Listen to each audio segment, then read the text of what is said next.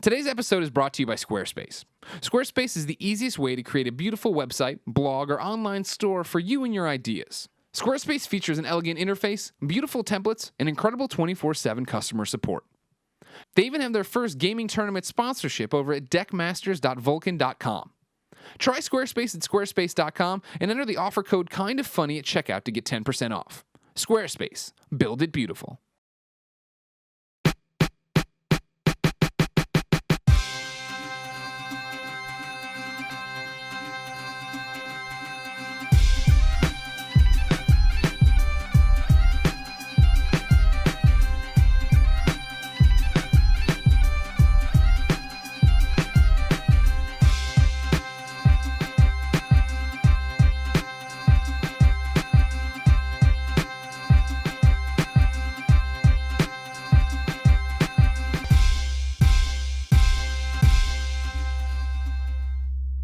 What's up, everybody? Welcome to the GameOverGreggy Show. I'm one of your hosts, Greg Miller, alongside the producer slash seducer slash eating bread again, Nick Scarpino. Eating bread again. The carbs are back. I had two beautiful pieces of bread today. True story. I've actually been on carbs for a while. I just haven't made a big deal of it. How long's a while? A month. Forever. Why have you not eaten any of the bread here? When you're here, you have a sad little Ziploc bag full of loose meat, and then you got a fucking egg. How the hell am I supposed to put any? You're still shitting your brains out every day. You're not seeing. I usually do like more carbs in the morning. So when I go to the Starbucks, I get a breakfast sandwich. I'm back on those breakfast sandwiches. At night, I have like last night I had some rice crackers. Go hard at Starbucks before we go to Starbucks. Yeah, and then we go. You go to Starbucks twice a day. Yeah, because I've developed this new stratagem. Would you like to hear it? I like that you're using the word stratagem. First of all, I want to hear it from Hell. I haven't heard that word in a long time. So yeah, let's. My stratagem is as follows: buy the coffee, and then see if you can get the refill at a different Starbucks. Now they're not technically supposed to let you do this, but sometimes they're cool and they don't give a shit and they don't want the argument and they just do it. So I get 2 coffees for an extra 50 cents. Nice. Which is not bad. So you're making money. Not making money, still costing me money. So how much money are you making a day now? I'm making a negative 250 still. Okay. That's pretty good though. You're turning it around though. Yeah, that was bad. a -3 not too long ago. Yeah, that's very true. Okay. You're saving $350 a week if you went every day and did it, but you're only going on weekdays, probably, right? So you're saving $250. No, you don't know Nick that well, do you? No, I go every day. No, I go to Starbucks at least. you go twice. I'm saying I assume that maybe you go every day, but you don't go twice a day on Saturday and Sunday. on Saturday. So you see, Well, sometimes I do. Because why? here's the deal. It's a waste of money though. Because my wife and I like to go for walks, and sometimes we'll walk for a good half hour, 45 minutes. We'll start it with a Starbucks, and you just keep it in Nothing your more hand. refreshing at the end of a walk than coffee. No, that's bad. It's actually been. I know everyone. It's been very bad lately. I've had to remind myself to hydrate because I've had the. That's how you get kidney stones, you know. I know, it's true. Greg will drink enough water for all of you. I try to keep it around over here. Try to keep it real. I've never seen anyone drink more water than Greg, and I've never seen anyone pee less. There's something really mysterious going on with Greg Miller. I evacuated by yelling.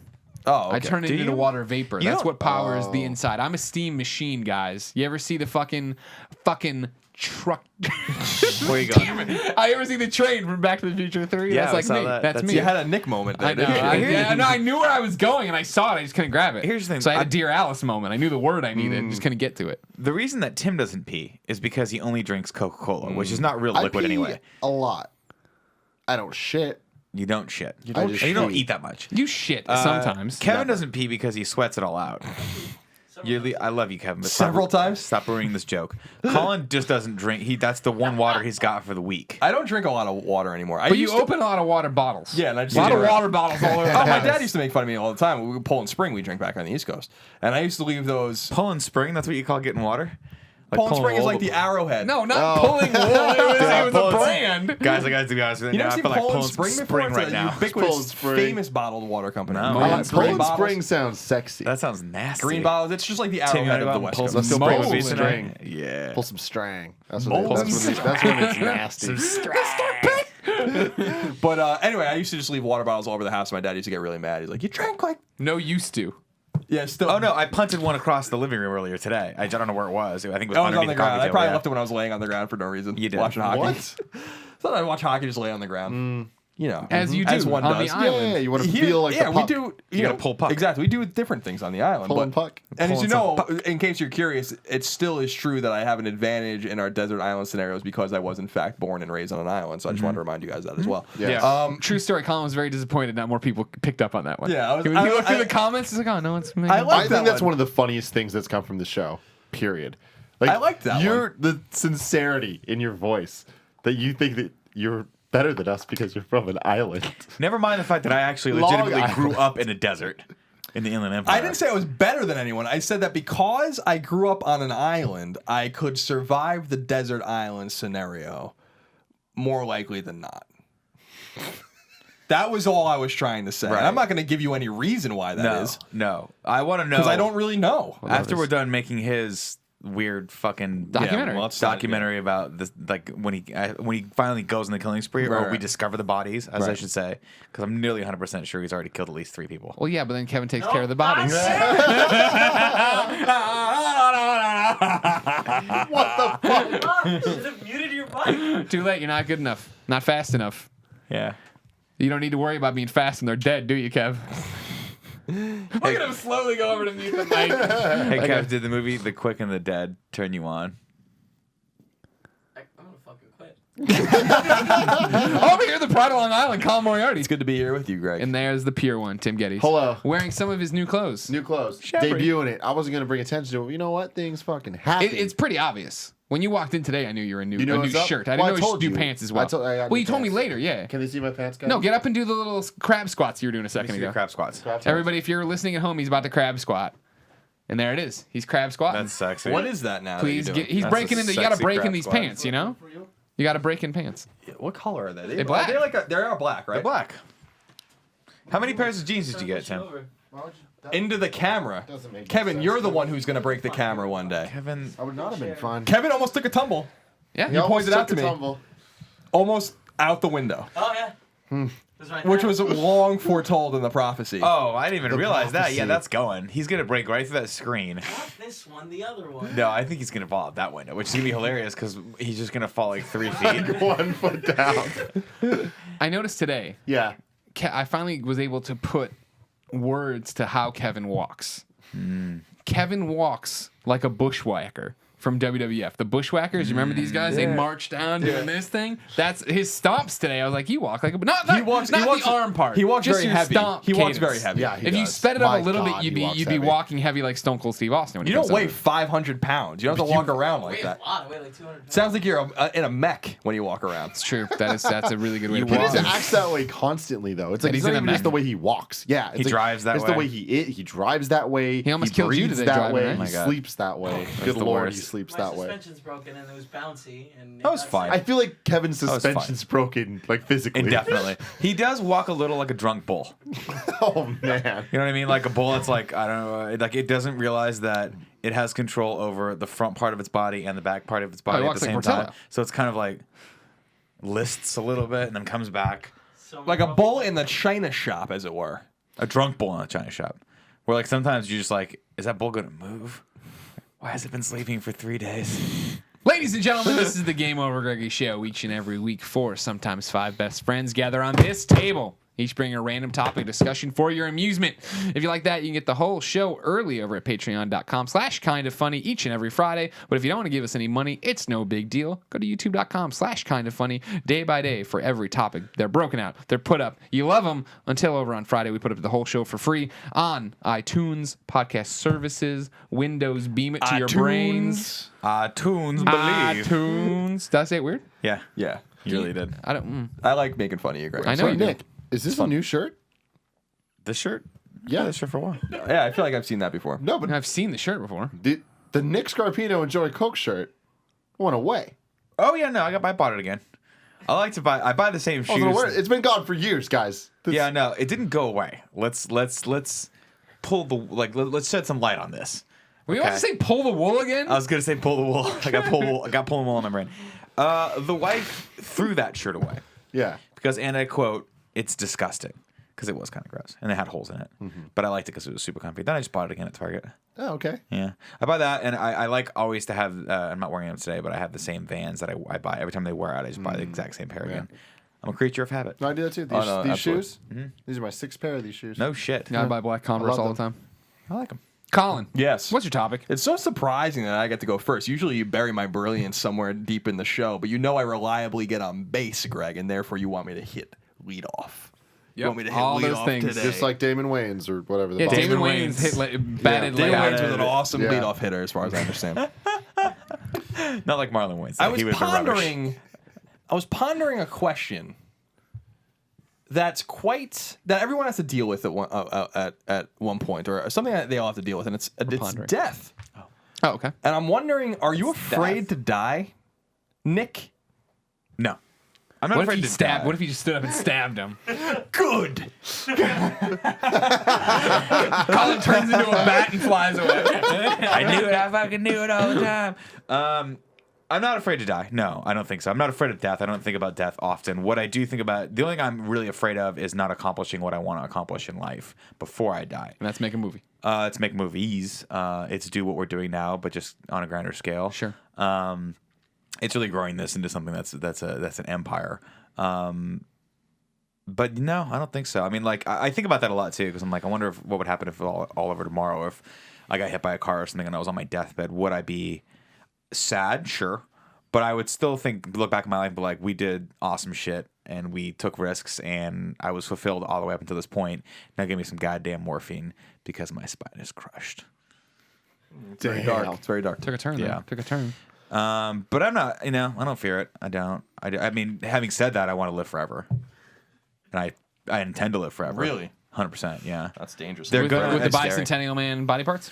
Yeah, the Bicentennial Man, I'm thinking as soon as vampires decide to show themselves to us, I will, of course, service one in any way, shape, or form necessary. As he sparkles in the until sun. until such a day where that vampire decides to make me a official member of the undead. Okay. That's a good way to do it, yeah. All right. What about you, Greg? Are you afraid of death? No. You've looked it in the face once or twice already. No. I never thought I'd die from cancer. Really? That was never, no, because like even from the beginning when they're like, yeah, you might have cancer, it was like, you're going to have this Hodgkin's lymphoma. It's got like an 82, 85% survival rate. Oh, I that's not what you told me. Well, When I you were really like, hammed it up Nick, to you. I was like, Nick, it's bad, dude. you're like, I got 1% I need chance. one night with your wife. And I gave it to him. You were there too, though. It I was in the it closet. weird. You knew about that? Yeah. All you heard in the closet was No, So it would have faint. sounded exactly like this. and then a real slow kind of. Just one or two like last minute spasms. And this random Prince Yeah, screams. just No, I'm not afraid of it. I don't know. When it happens, it happens. I don't ever think about it. You know what I mean? It's so rare that I think you actually get a chance. You're like, oh man, that could have fucked me up. You know what I mean? Like, I don't even think I have those moments really of like where I was close. I'm sure they exist. I think about in backyard wrestling when I almost broke my arm. That's like a thing of like I was close to breaking my arm. Not I was close to dying from a Yeah. broken arm. But like that was like a moment where it's like, oh shit, I dodged a bullet there. You know, I dodged a bullet, not breaking my arm there. Yeah. But like the cancer thing and the allergic reaction and stuff to the medicine and stuff, like it wasn't gonna kill me. It was just a pain in the ass. right. So no, I don't worry about it. Tim, are you afraid to die? You know, it's one of those things where it's like, in the way Greg's saying, I don't think I've ever been afraid to die in like a sense of, I actually think I'm going to die right now and I'm scared of that. It's more the idea of once I start thinking about, am I afraid to die? I think the answer is yes. And I think that because when I watch movies or things that are created to elicit a response from me, like an emotional response, and it's surrounding death, it affects me greatly. And the idea of me dying and what that would do to the people I love, or like, I guess I'm scared of death in the sense of scared of other people dying. And I know what that would do to me. Like my mom and brother are two people that at any moment could die. I know anyone can die at any moment, know. but I feel like them two specifically, for very different reasons, They're like threading you the needle a motherfuckers, little Their bit. you were chips are just- about to fall. yeah, they're pulling some bullshit. And I'm like, all right, guys, don't do this to me. Just don't die, because I don't want them to. It'll be like it would really suck if that were to happen when that happens.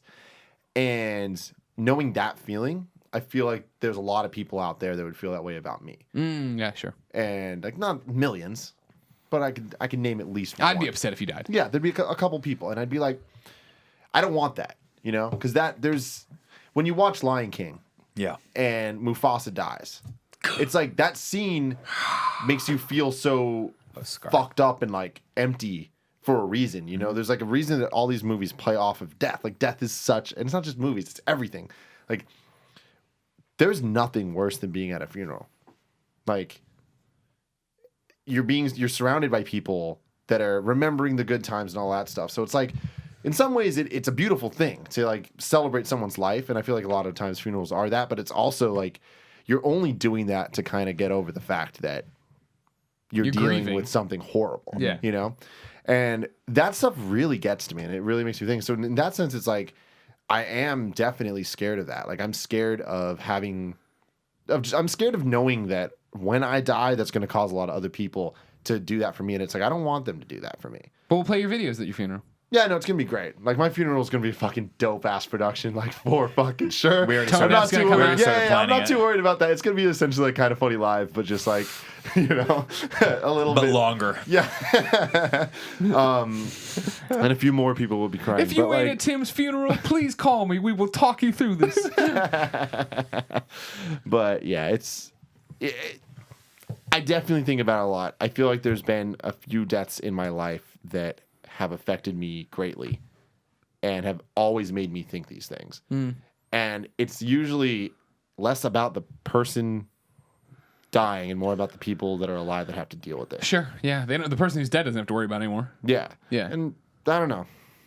But I'm definitely scared. And it's interesting though, because this gets really fucking deep and it really kind of makes you think. Like, whenever these questions come up and I don't really have answers to them, or I have an answer but I don't know why, I go back and I'm like, why are we here? Like, why? Like what Nick said about like you're happy with your life because you lived a good life. I am so happy with my life. I've already done so much of the things I want to do, and I know I'm going to do so many more, and things are great. But it's like, so what? I always ask myself, like, why am I doing all this stuff? And like, who cares? And what's it for? And helping people. Why help people?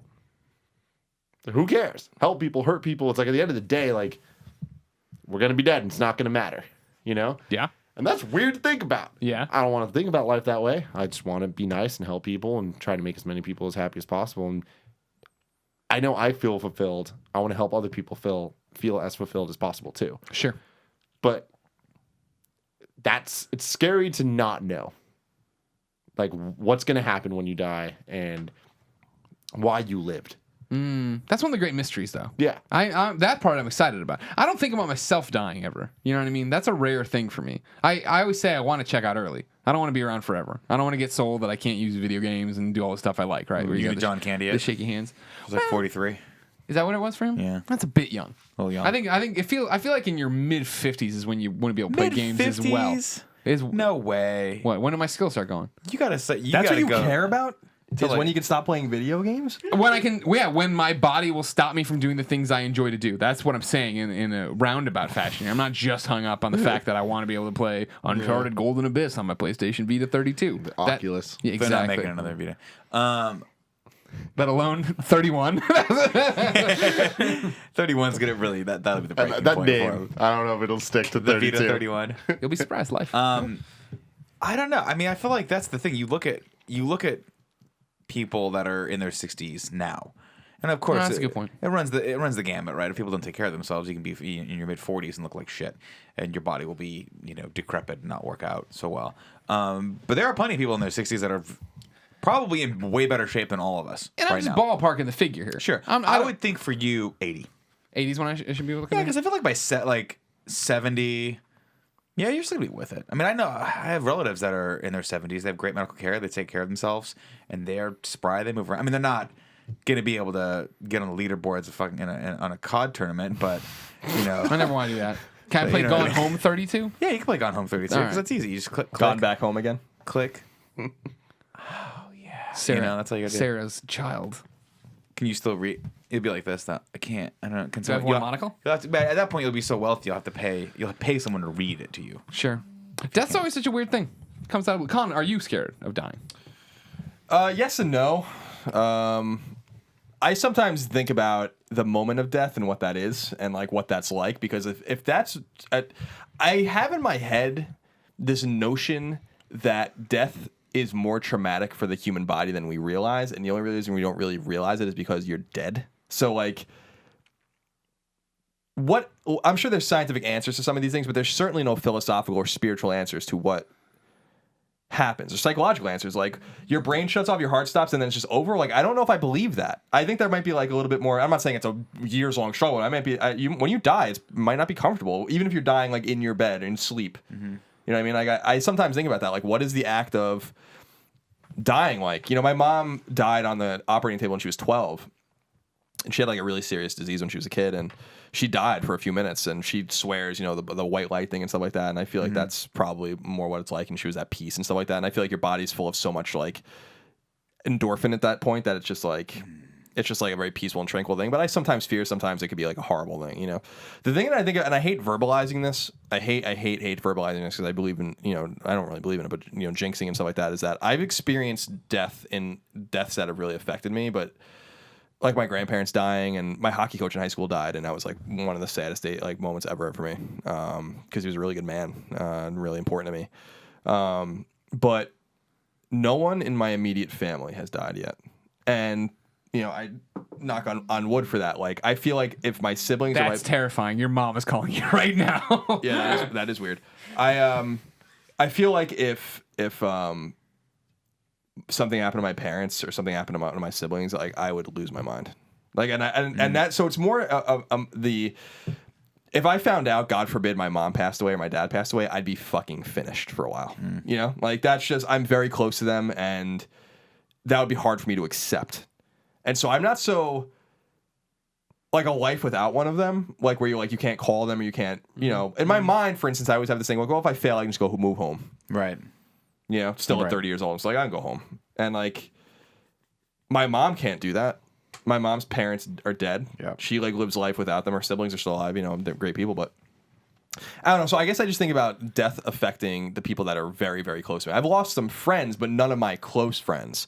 In other words, I don't know if I have a realistic view of death because it's not hit very close to me yet. Like very close. Like it's gotten near me in some near misses with some people that have on the periphery of my life that I've lost and I've been sad about. But man, like one of my friends, good friends, or one of my like close family members, like my aunts or my uncles or my cousins, like it's just not happened yet. Yeah. And I hate verbalizing. I hate it because it's like such an eerie kind of thing. You it's know, just like, it's inevitable. It's inevitable. Inevitably, And it could be me. somebody's- Maybe I'm the first one that goes.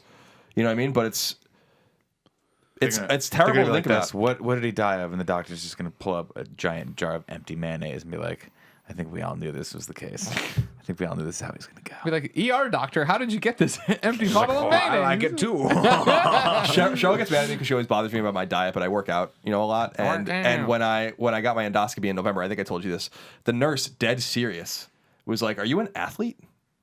And I'm like, "I was, but I'm not anymore." And she's like, "You have the blood pressure of like a really like hardcore athlete. Like your blood pressure is like perfect." And I'm like, "How is that possible?"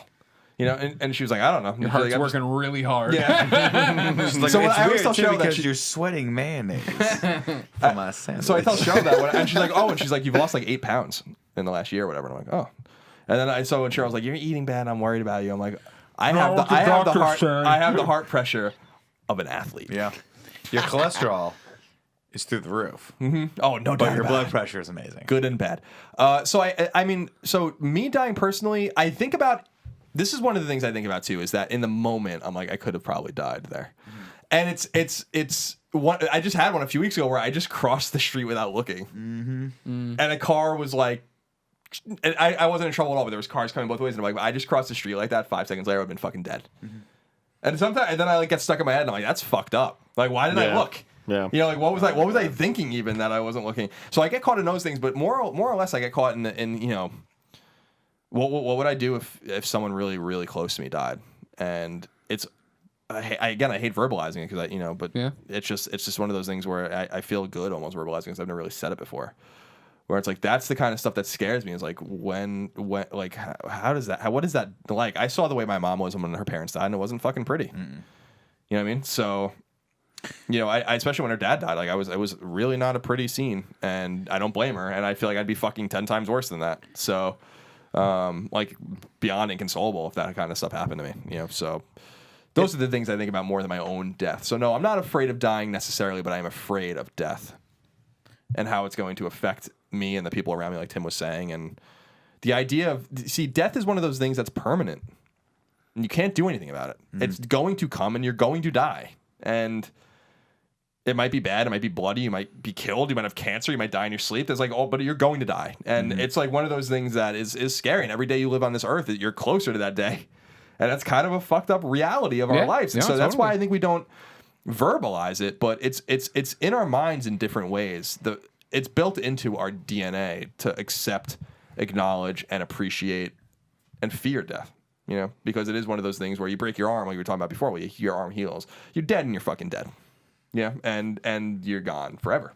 And so I don't know. I think about it in a philosophical way. I think about it in a personal way, but I definitely most think about it in the way that scares me most, and that's what the people that I really love. Because I have people, I have lots of friends and acquaintances and people I really care about, but there might be 20 people in this world that I really love. You know, like love and would do anything for. And Portillo. Well, I feel that way about the 4 people, you know, the people in this company. I feel that way about my siblings and my parents. I feel that way about my good friends from home, my good friends from college, and that's basically it.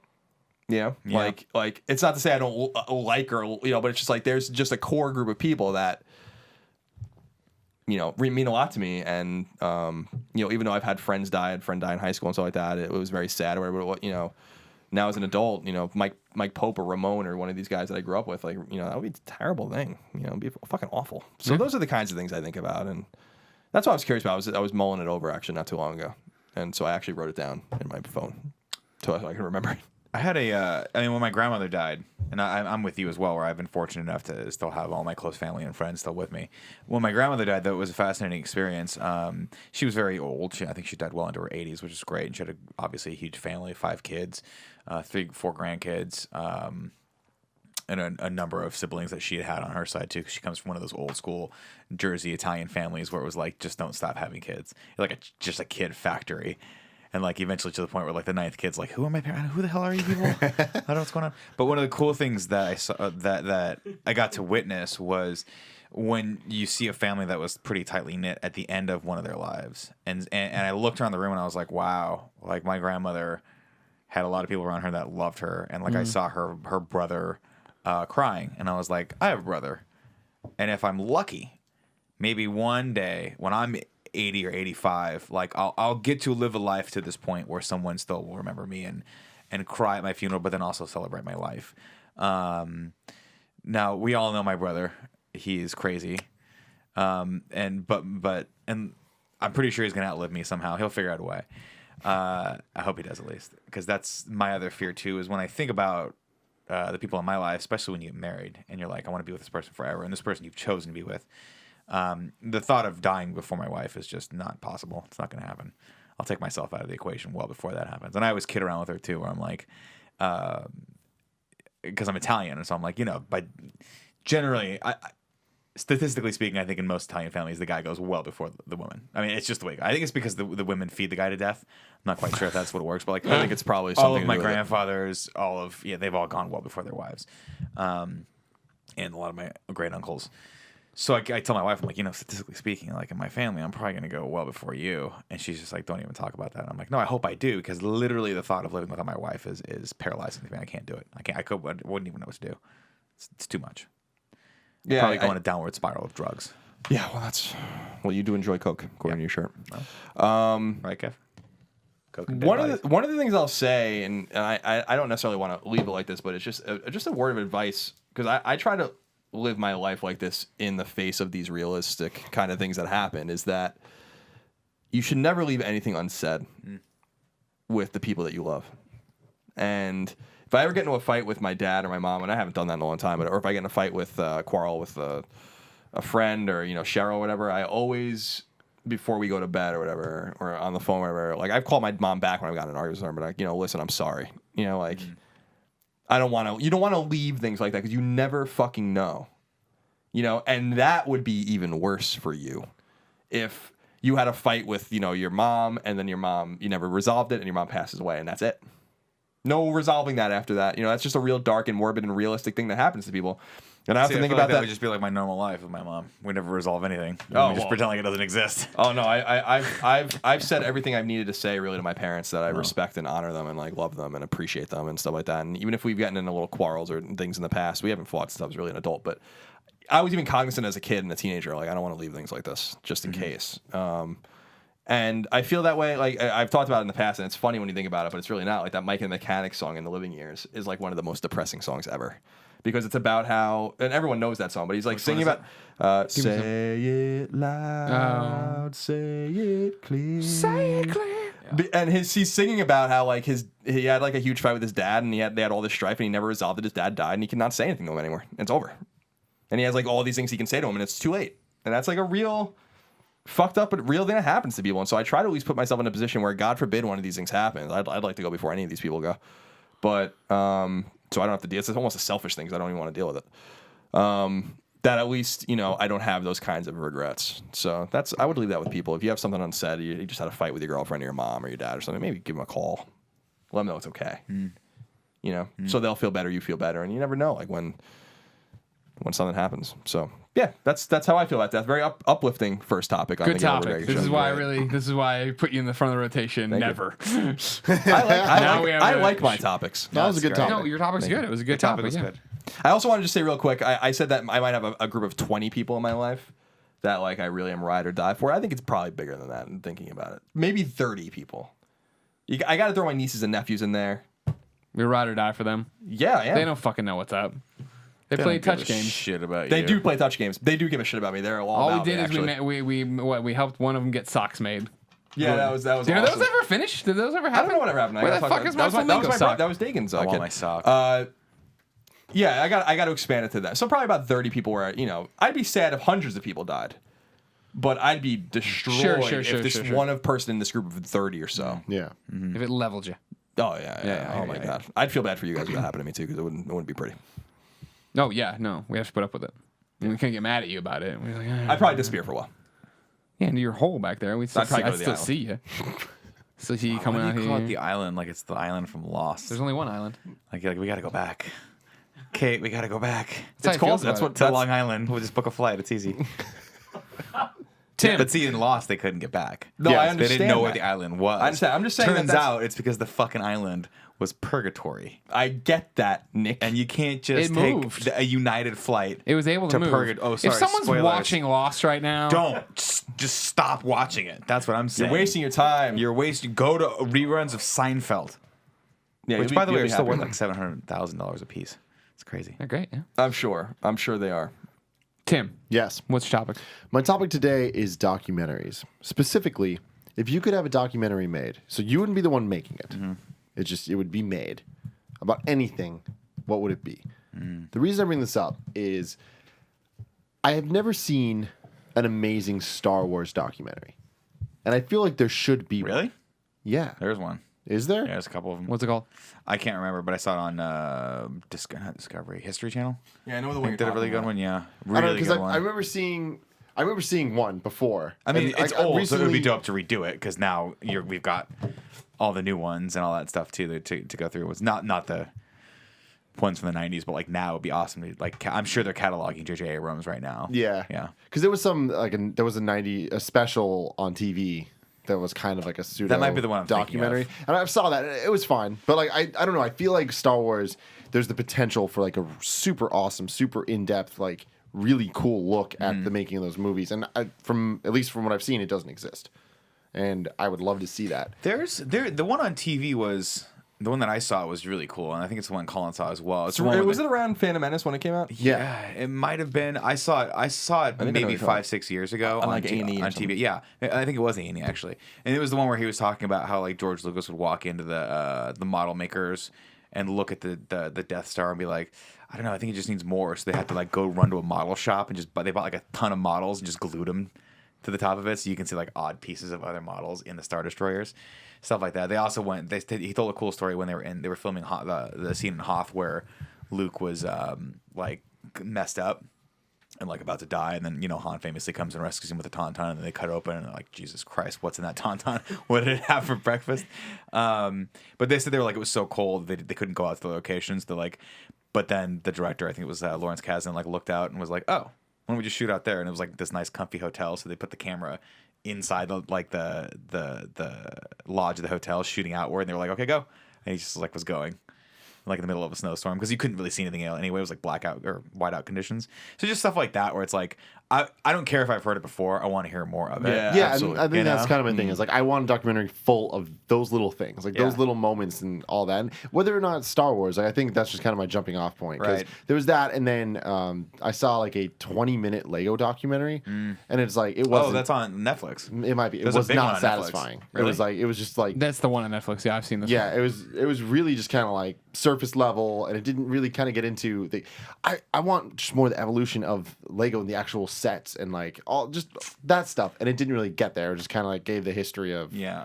the people that invented Lego, but it's like whatever. I feel like a lot of people are making some crackpot documentaries these days because of Netflix. Oh, because definitely, Sure. you can get something like Netflix and Hulu and Amazon are so desperate for content that I'm pretty sure you can carve out. They'll give you like $100,000. You go just make a documentary that, and some of these are bad. You can tell they shot the whole thing in like a day and a half for like an hour and 10-minute documentary, and you're like, you weren't really going too in depth. And that's kind of on how the some Lego of one these felt. things, Like the Lego yeah. one felt like what I remember we did a lot of at IGN, which was like, hey, let's go to a developer studio, Right. and we're spending like a day with them to like do this thing, and those are great, but like That feels like a we- long piece of content. we made not a 15-minute internet videos. You know what I mean? If that. Yeah, exactly. Sometimes they would be 5 minutes or 3 minutes, depending on what the story would take us. Yeah, and so seeing this, like I feel like Lego is such a fascinating thing, and it's such a like perfect toy, and I think that it's one of those the rare things that no matter what your age is, it is awesome and it's creative and it's fun, and it's a toy that like just crosses all generations, and I feel like that would be interesting. So I'd love to see a really good one on that. On Lego. Yeah. Yeah. I mean, I've seen some really cool documentaries lately. I just watched one, and you guys are going to laugh when I tell you the title of it, but it wasn't as, I don't think it was as educational and in-depth as it should have been. There's a great documentary. Well, not great. Great's a strong word. Called Hot Girls Wanted right now on Netflix. Oh yeah, I saw this one. Now it's Rashida Jones produced it. This is legitimately like, made up a lot. Have you guys watched it yet? Yeah, I watched it. I just see the ad every time I It turn was on fine. Netflix.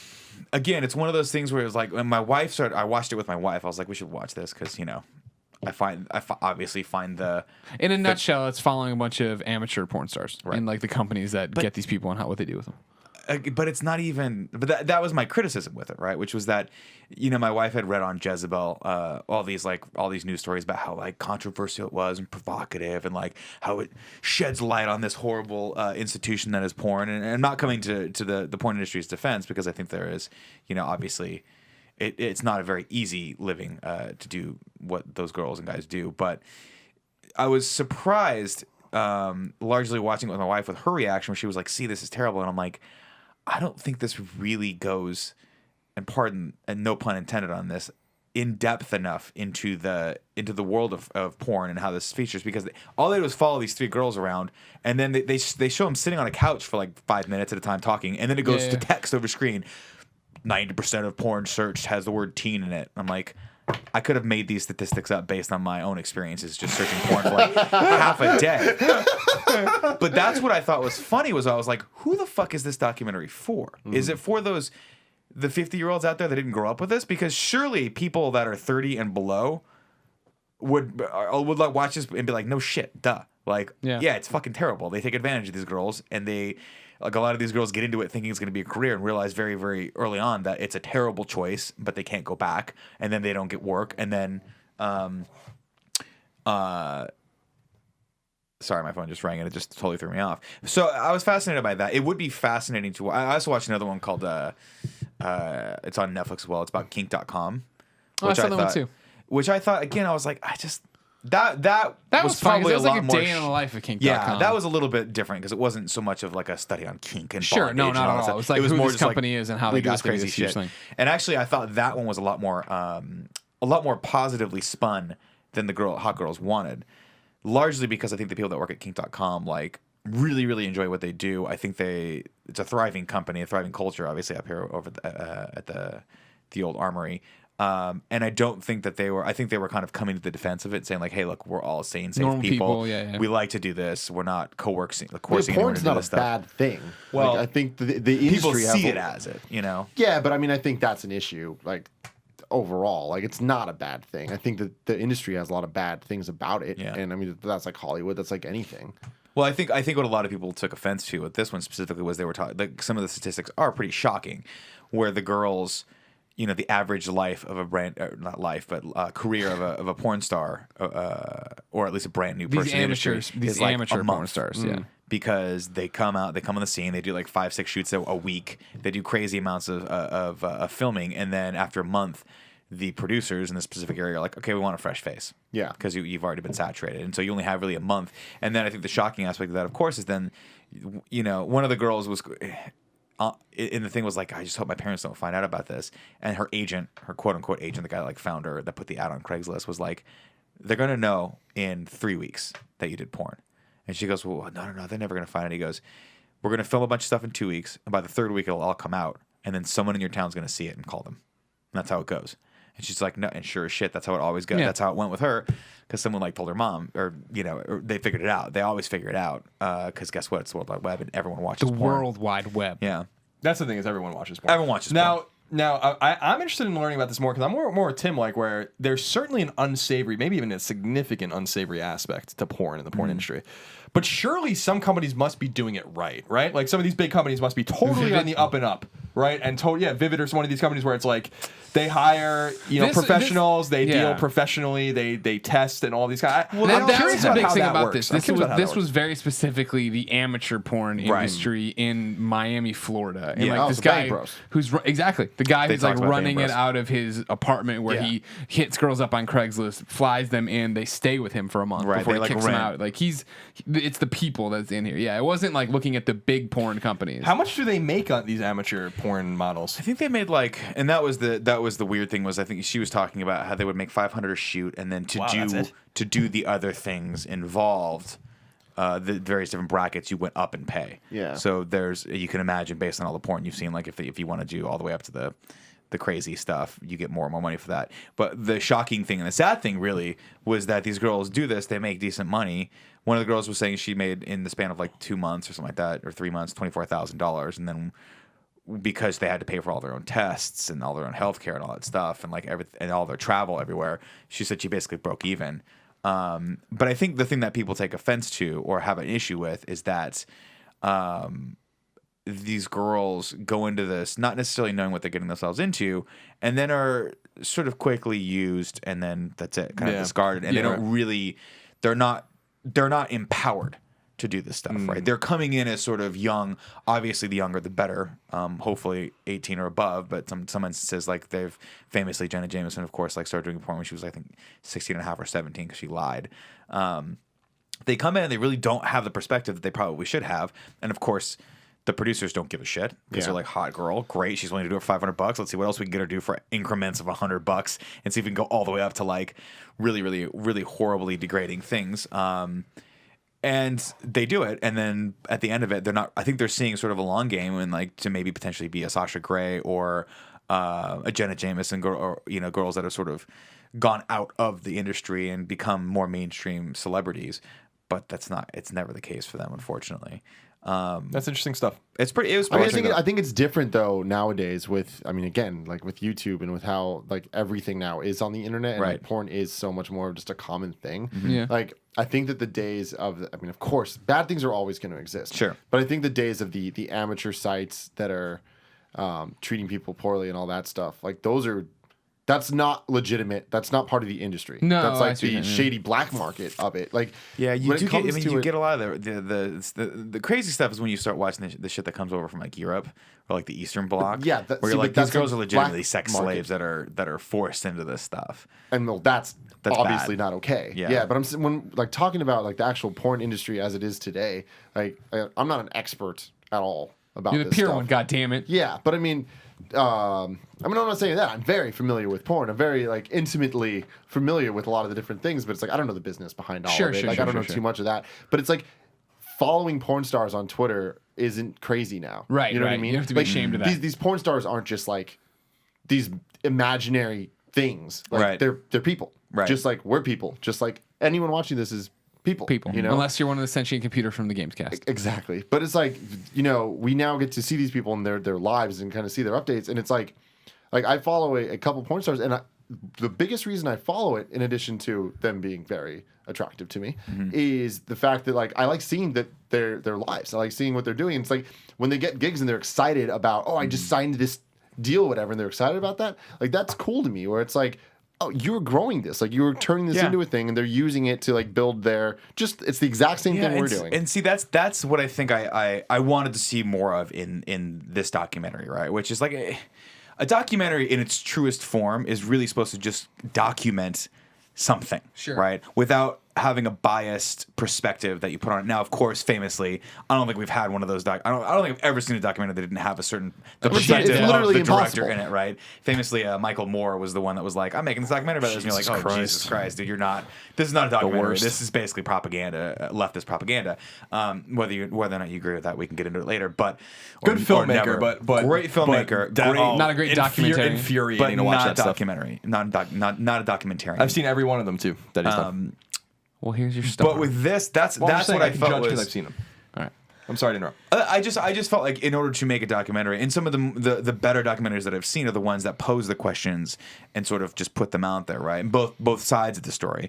And I'm not saying this one, Hot Girls Wanted, was necessarily bad or good at that. I just wanted more. I wanted them to come to LA. I wanted them, and I know it was budgetarily constrained. They Hot probably only Girls had a little Wanted bit. felt very much, and this isn't a knock, so stick with me, like an MTV True Life. It did. It's like an hour and a half MTV True Life of like, we're not Which was getting into fascinating. everything. Right. We're following these people right now and using the statistics. Right. And that, and there are porn documentaries like that on Netflix. Oh, though, there's that have tons. Jenna There Jameson are and plenty everything. of them. I'm just saying for this one specifically Sure. because of its style, because it made such great waves. Sure. I thought I watched it and I'm like, okay, well, I want to watch this and see what it's all about. And it didn't go. It didn't have enough of a wider perspective on me for it really to be impactful to me. Gotcha. Like I saw these girls, one of the girls they followed, she did it for a month and then quit because her boyfriend was like, please stop doing this. And her mom flew in and was like, before you tell your dad, like, I'd like you to stop doing this. And then she stopped. And I'm like, I get that that's probably the norm in amateur porn. And that's very, very impactful and that's meaningful. And I appreciate that this girl went through this and came out of it relatively unscathed. But at the same time, I would have wanted to then see the life of Tara Patrick or the life of like these mega porn stars, and are they really enjoying it, or are they just as conflicted about their careers as the girls that just started? There is a documentary about them, Right, I've seen it too, where like Yeah, they yeah. like the girl that ran for governor and all that other stuff. You know what I'm talking about? The blonde girl. Yeah, they shot a lot at the AVNs too. I remember like I remember the adult video awards, Yeah, which is actually there's one like what you're looking for. anecdotally. I was watching *Halt and Catch Fire*, which you got to watch. Yeah, I'm just waiting for it to stack up a little bit more than They go to a show that I forget what it's called, but it's basically CES, and they talk about how the porn industry decided to throw an awards ceremony, like a basically porn convention, during the same time because most of the porn stars were prostitutes as well. And so, like, what better clientele than rich computer guys that never get laid? I thought that was pretty funny. It's a very clever show. You should. It's Yeah, no, definitely I'm worth interested. watching. I'm interested in watching it. Two things. One, I don't know if you really don't like to read or whatever, or read a lot of books necessarily, but J.W. Rinsler's making of Star Wars, making of Empire, making of Jedi are fucking perfect. So you should check those out because they're interactive too. There's a lot of audio and visual stuff. Number two, the documentary that still needs to be made is about Greg, and I don't know. Oh yeah, how did Because- I miss that? It just seems like the obvious choice, right? Like, there's just something that there's a story that needs to be told here, and I'm not sure. I don't know. I'm not going with any biases. I don't know where it's going to bring us. I don't know who we're going to have to talk to, where we're going to have to go. I feel like we're going to find This is going to be your film. This is what you wanted from the Death I Topic. so You need to want make do, a film. I This is so your want film. to do this so bad. I think it's You one of can those direct things it. where like I'm actually the topic prior to this, if you're watching the breakout segments, was about death. I'm more terrified of that than I am of death, just because I don't know how it's going to change me at the end of that. Oh, you won't at come end of back that the same tunnel. man. Oh, I I'm wanna not. just go There's through- a piece of me that's going to be missing. It's probably going to be my spleen. I want to just somehow. talk to his parents, like, really for a long time. I want to talk to his other family members. I want to go talk to his teachers. I want to go through all of his boxes of his old things and his old That'd be notebooks. awesome. Just I would love just you to smell come the back. dre- You go to behind my the dad's dresser. attic and come back with all this I stuff. wanna find That's the Dixie long gone. cups. That's long gone. There's a stray Dixie cup. I in wanna my see- That box. house is destroyed. I want to take bets on how many people say the following phrase: "Greg was such a quiet boy, kept mostly to himself. No one would have ever guessed."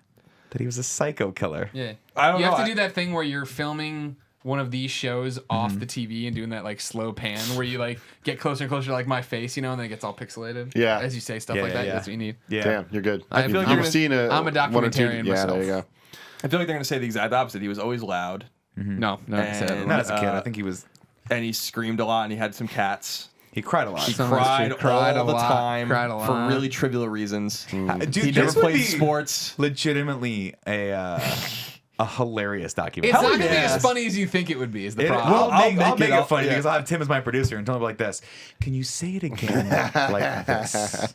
And then So- it'll have an amazing cover. Yeah. So Good. one of the documentaries I would want to get made is already being made, or is already made. It's coming out. It's getting that dumb limited release shit right now, and I gotta wait till July. But the Death of Superman Lives. Oh, What happened? yes. I can't wait to see it. It's documenting everything that happened with the Nicolas Cage movie that never was, but almost was. And he has interviews with Tim Burton and all these people and Kevin Smith, and I can't wait to actually sit down and watch That's that movie. gonna be amazing. And he's such a cool dude. We've met the director John a bunch of times, right? John, isn't that his name? You don't know. When did- Comic wait, when Con, did New we York meet him? Comic Con. He comes to New York Comic Con. See, I every didn't year. go I to hang New out York with him. Comic Con, Really? but yeah. Oh, Ransky, I must be thinking of. You I'm pretty sure I think got that of right. Ransky. But either way, Death of Superman Lives. Then, this is something we talk about all the time. Not a lot of amazing journalism done with video games, right? The 3 video game documentaries that I would want to see, and one's still happening, so it's impossible. I'd love to see the collapse of THQ. I'd love fucking in-depth interviews with them, talk to them, read documents, see what happened. I'd love one when it's all over about The Last Guardian. What happened in the PlayStation? Where you know That's gonna be a good story. If that ever everyone, if you could get everyone to talk about that, and that's like 20, 30 years from now, probably, where Yeah. everyone's like willing to do it. And then right now, I'd love Yes. to see the Konami Kojima Of one course. of what's going on. God, over that'd there. be fucking Can you awesome. imagine like being Yeah. able to sit down one day if video games continue to get as big as they are, or keep growing? You know what I mean? And have somebody who's able to tell those stories and go out and get those stories. Yeah, that's Man. good stuff. I mean, that's what I was trying to lead up to with some of my pieces, or whatever.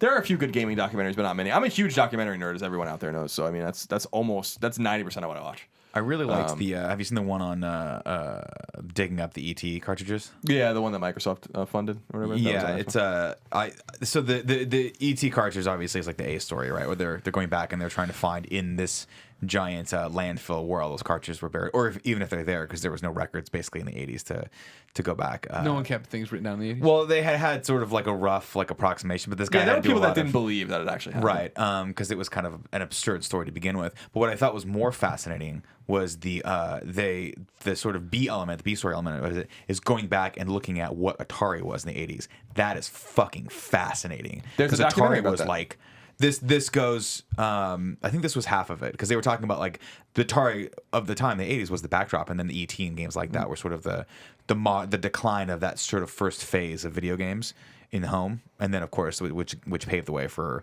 the Nintendos and the Sonys and the NES, sure. Xboxes. The documentary that I was in and that I narrated is all about Atari World 1-1. You guys can go watch it now. Yeah. Oh, is that on Netflix? It's on Steam right now and a Okay. few other platforms, but not on Netflix yet. I think they want to get it there, but it's just- not my movie. It's so. fascinating. I feel like it's really interesting because I feel like in 20 or 30 years, I mean, I don't want to get into that topic right now, but Save it. maybe it's because we're too close to the video game industry. But a lot of these documentaries that I'll watch something about like a documentary on film. Like I watched a great documentary called Milius, which was actually Oh done. yeah, John. John Milius. Milius, yeah. My dude. And that documentary was fascinating to me. But then watching like maybe it's because we're too close, but watching that one about the ET cartridges, which damn it, I can't remember what it was called. Kevin, look that up real quick for me.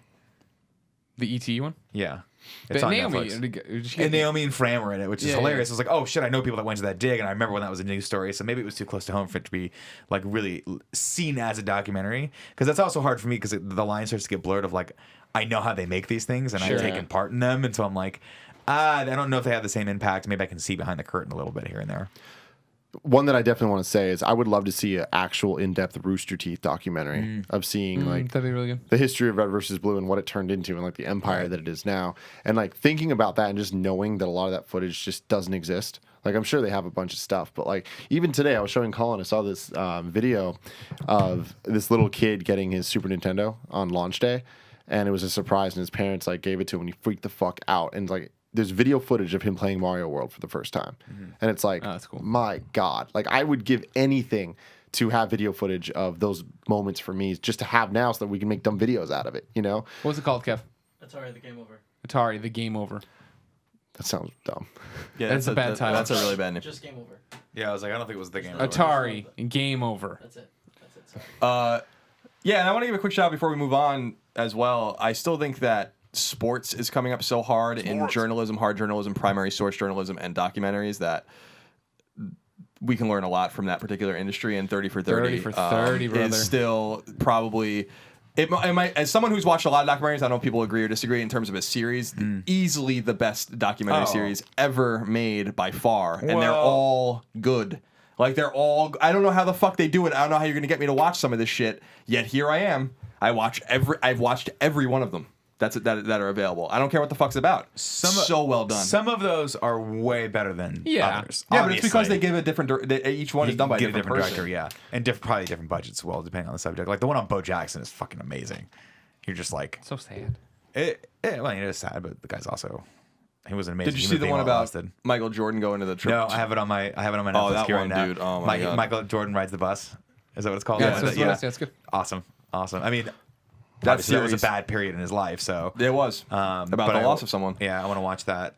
That series is phenomenal, though. There's I don't know how they do it.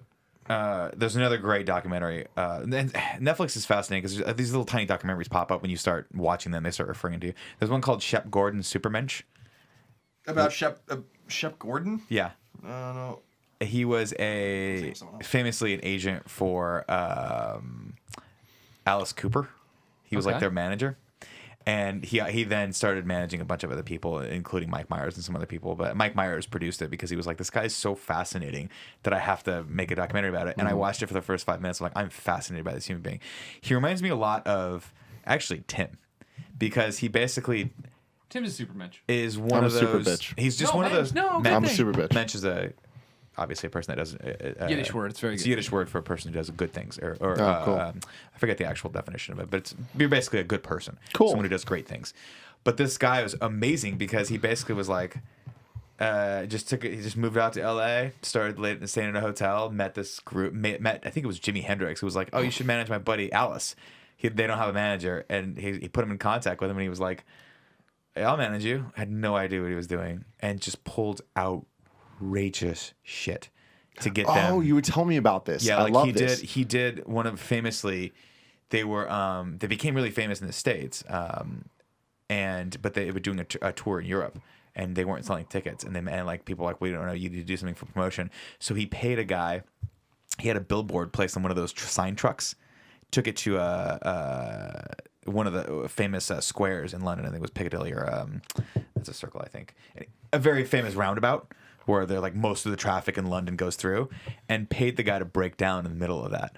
And he goes, no matter what, I don't care what anyone does. I don't give a shit if you get arrested. I'll bail you out. Don't move that truck until someone comes to tow it. And he goes, and sure as shit, by the next day, like it made the news circuit on radio. I mean, they were sold out the next day. I'm sorry. The best part of it is because on the image of the truck, and like, as big as this room, if not bigger, was a naked Alice Cooper like laying on a bearskin rug, like with something covering his dick, and he was just it was like Alice Cooper is in your town or something like that, like lock your daughters up or some shit like that. It was fucking crazy. It was so crazy, especially. Yeah. Dude, I fucking love that. And he just did that shit, right? And he was like, and they would like, when they had no money, he was like, we skipped out on hotels. And he goes, and eventually I had to go back. And like when we got famous and we got money, he's like, I wrote down all of them and I went back and I paid every single one of them for the rooms. He's like, but what are you going to do? We didn't have money and we had to make the tour. So he pulled a lot of Tim Gettys crazy shit. I love it. Scheming. I love it. It was pretty fast. You should watch it. It's fascinating. That sounds great. Now He's like a chef now. I want to get on that. Before you get on this, finishing what I was saying about the Super Nintendo thing. Yeah. There's all this footage that I wish that we had of all of us. Yeah, playing the game for So- the first time, getting those moments that are in our head that are crystal clear of like, I Exactly. can't believe I got Royal Rumble on Genesis. Yeah, so I would love to see a documentary based off of moments like that, like from the footage of people that do have that, because obviously there's people out there that have those things. Yeah. But today watching that, it made me think, and the reason I brought up this topic actually is thinking about Rooster Teeth and thinking about them not having the footage because they just didn't make it. Sure. We need to start making our documentary. And like by making it, I think we need to just start shooting interviews of ourselves about what we're thinking right now. And we should just check in. Every day I figure out how can I kill Kevin and get away with it. Yeah, but I honestly think we should start just getting footage just so that we have it in case we ever want to make it or in case anyone ever wants to, because I feel like that'd be fucking awesome. And that's another thing is like you see these YouTube videos of people that like made messages to themselves every year, and every year I'm always like, oh fuck, I should start doing that now. And it's just like I started thinking about it. I'm like, fuck, man, I remember when I was 16 saying I should do it now. Those would be awesome to watch. Yeah, and it's just like fuck. So I want us to do that. I think that we should somehow set it up in between all the other things we do. But all right, This is a random thing. I've started to take a screenshot of my Twitter feed since I started. Oh, yeah? Twitter. So it's pretty fascinating. You go back and look. So every time I hit 100, then 1,000, and every 1,000 I hit, I take a shot of it. That's cool. Just to see like what the tweet is and how it changes. Those moments are awesome. But I think we should do MTV style real world confessionals. True story. Get a bunch of them. I hate Tim. He ate my peanut butter. That's what they did in real world, right? I remember that one. Yeah, you're generalizing the Pedro Puck peanut butter scuffle, but no big deal. You do whatever you want. Paraphrasing. Make fun of big deal on one of like the definitive real world San Francisco. No big deal. Great topic, Tim. No, just hold on 2 fucking seconds. Go ahead. Great topic, Tim. It was sponsored by Loot Crate. Would you classify yourself as a geek, gamer, or pop culture nerd? Yes. Then Loot Crate is the subscription box for you. For less than $20 a month, you get 6 to 8 items of gamer and pop culture licensed gear, apparel, collectibles, unique, one-of-a-kind items, and more. Make sure you head to lootcrate.com/kindafunny and enter the code kindafunny to save $3 on any new subscription. This month, as always, what is it? What's the theme? Okay, hold on. You're right. We got a winner. He gets to go to the bathroom because he understands it. Cyber is it. Cyber Revolution. They have exclusive items from Terminator Genesis, Borderlands 2, and more, including an exclusive t-shirt you won't find anywhere else. So go to lootcrate.com/kindafunny. Use the code kindafunny to save $3 on your new subscription today. It's a circus of value. Oh, Bioshock Don't reference. sue me, Ken Levine. Now you go back. Ken Levine doesn't need your money. Can I still give you the money? Yeah. That's a wall. Don't take down the wall. That was you were getting up like Kevin. Kevin's like one of those kids punching bags. You know what I mean? Yeah, I understand. I know exactly what you mean. All right, my topic. I want to know the worst pain you've ever felt. Now, I will start with the origin of this before I go into my worst pain ever felt. Because it's all happened last night. I was making these steaks on the grill pan, right? You saw them. Cooking them up nice. Take them off. And then I put some pasta sauce in there. Got that. Put some garlic in there. Garlic was already in there. I'm using the Rachel Ray Everyday magazine because it's fucking the best magazine on earth. Naturally, I subscribe. Eventually, I put the steaks back in the pan. I spoon the sauce on top of them. Then I put mozzarella cheese on top of that. Then I put it in. Take the entire thing and put it in the oven. And broil it. Get the cheese nice and brown. What are you doing here? Is this gonna be some sort of burn story? Yep. Take it out, put it on the stove, and then go to serve Andrew Goldfarb, Christine, my lovers. And I grab the pan, put it there, grab it, and then like an idiot, grab the metal handle That's gonna hurt. of the thing. And it was like, like I grabbed it hurt, let go, and then did the like, I didn't yell, I just shook, and like that was enough for Christine to be like, you fucked up? I'm like, I fucked up. And like, it was just throbbing red. You know what I mean? I went and put it under, right now. No, I put it under cold water, right? I put it under cold tap, as they say in Shaun of the Dead.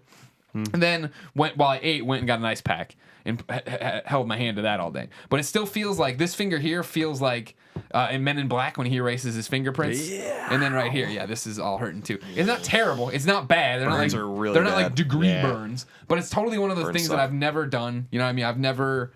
I mean, I'm sure I've touched a hot. Yeah. I've never burned myself badly. You know what I mean? And like this wasn't badly, but it was like, fuck, that was close. And I'm lucky that I put it, I put it down and done other stuff and then come back to it. I could have really fucked my hand up again. Just one of the stupid things of I'm not, used to take. It's on the stovetop.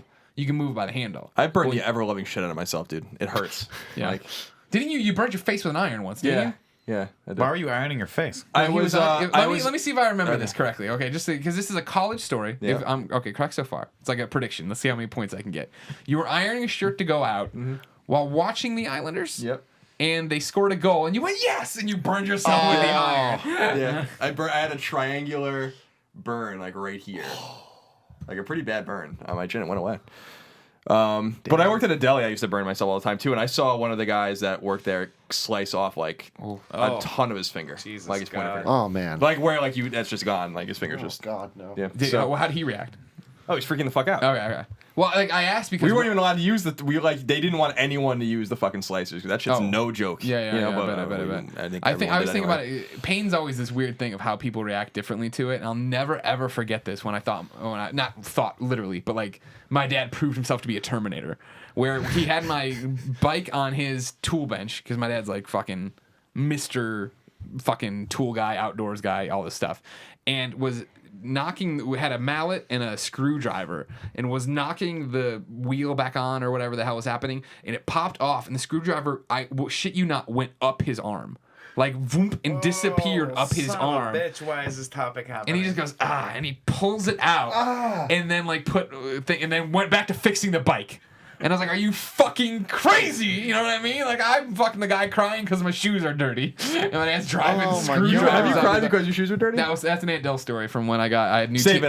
Don't tell it right Save now. Save it for your documentary. So we need to have these funny stories for later. So then my story, and like pain is such a weird thing too. Like just how I think it's just because I remember this thing so well, and it wasn't. It hurt. Yeah, it hurt okay, so, and I'm sure I might have told you this story. I don't think I've ever told on the podcast, but I'm sure we've picked up new followers since then anyway. Back in college, we moved in, and this isn't the same year where I moved in and we did the whole drinking thing and the cops and all that stuff. We moved in, and one of the guys upstairs was moving out, and it's like college hasn't started yet, but people are moving in and out of the house, and that's happening up and down the block. So there are just everyone's possessions and shitty IKEA furnitures and whatever are out on the street, right? So the guy upstairs had thrown away his suitcase downstairs, and he'd also thrown away a table and a carpet, right, like a rug. And so we had a party that night, as we often did, and one of our friends came over and parked in front of our house. So me and my roommate Parker went outside, and we were drinking, being stupid, and we're like, here's a great idea. And we're drunk. Here's a great idea. Let's take all the furniture and stuff piled up here, put it on top of our friend's car, and set it up like the living room. So we put the carpet on top of the dude's car, then we put the table on top of the carpet, and then we put like beer bottles and magazines on top of that. And so the friend came out, and he's like, oh, what the fuck? And he threw everything off. Just threw everything off. Flipped the table, though, and the bottles and everything else tumbled. They broke on the ground. That's the important thing to remember for later in the story.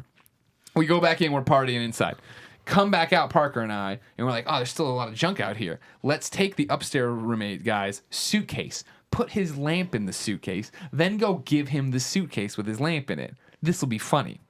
And I was like, you know what would be really funny, though, is if we break the lamp inside the suitcase, so that when you go upstairs, you hear the jingle jangle of all this broken lamp inside this bag. It'll be hilarious. And Parker's like, you're right. That's a great idea.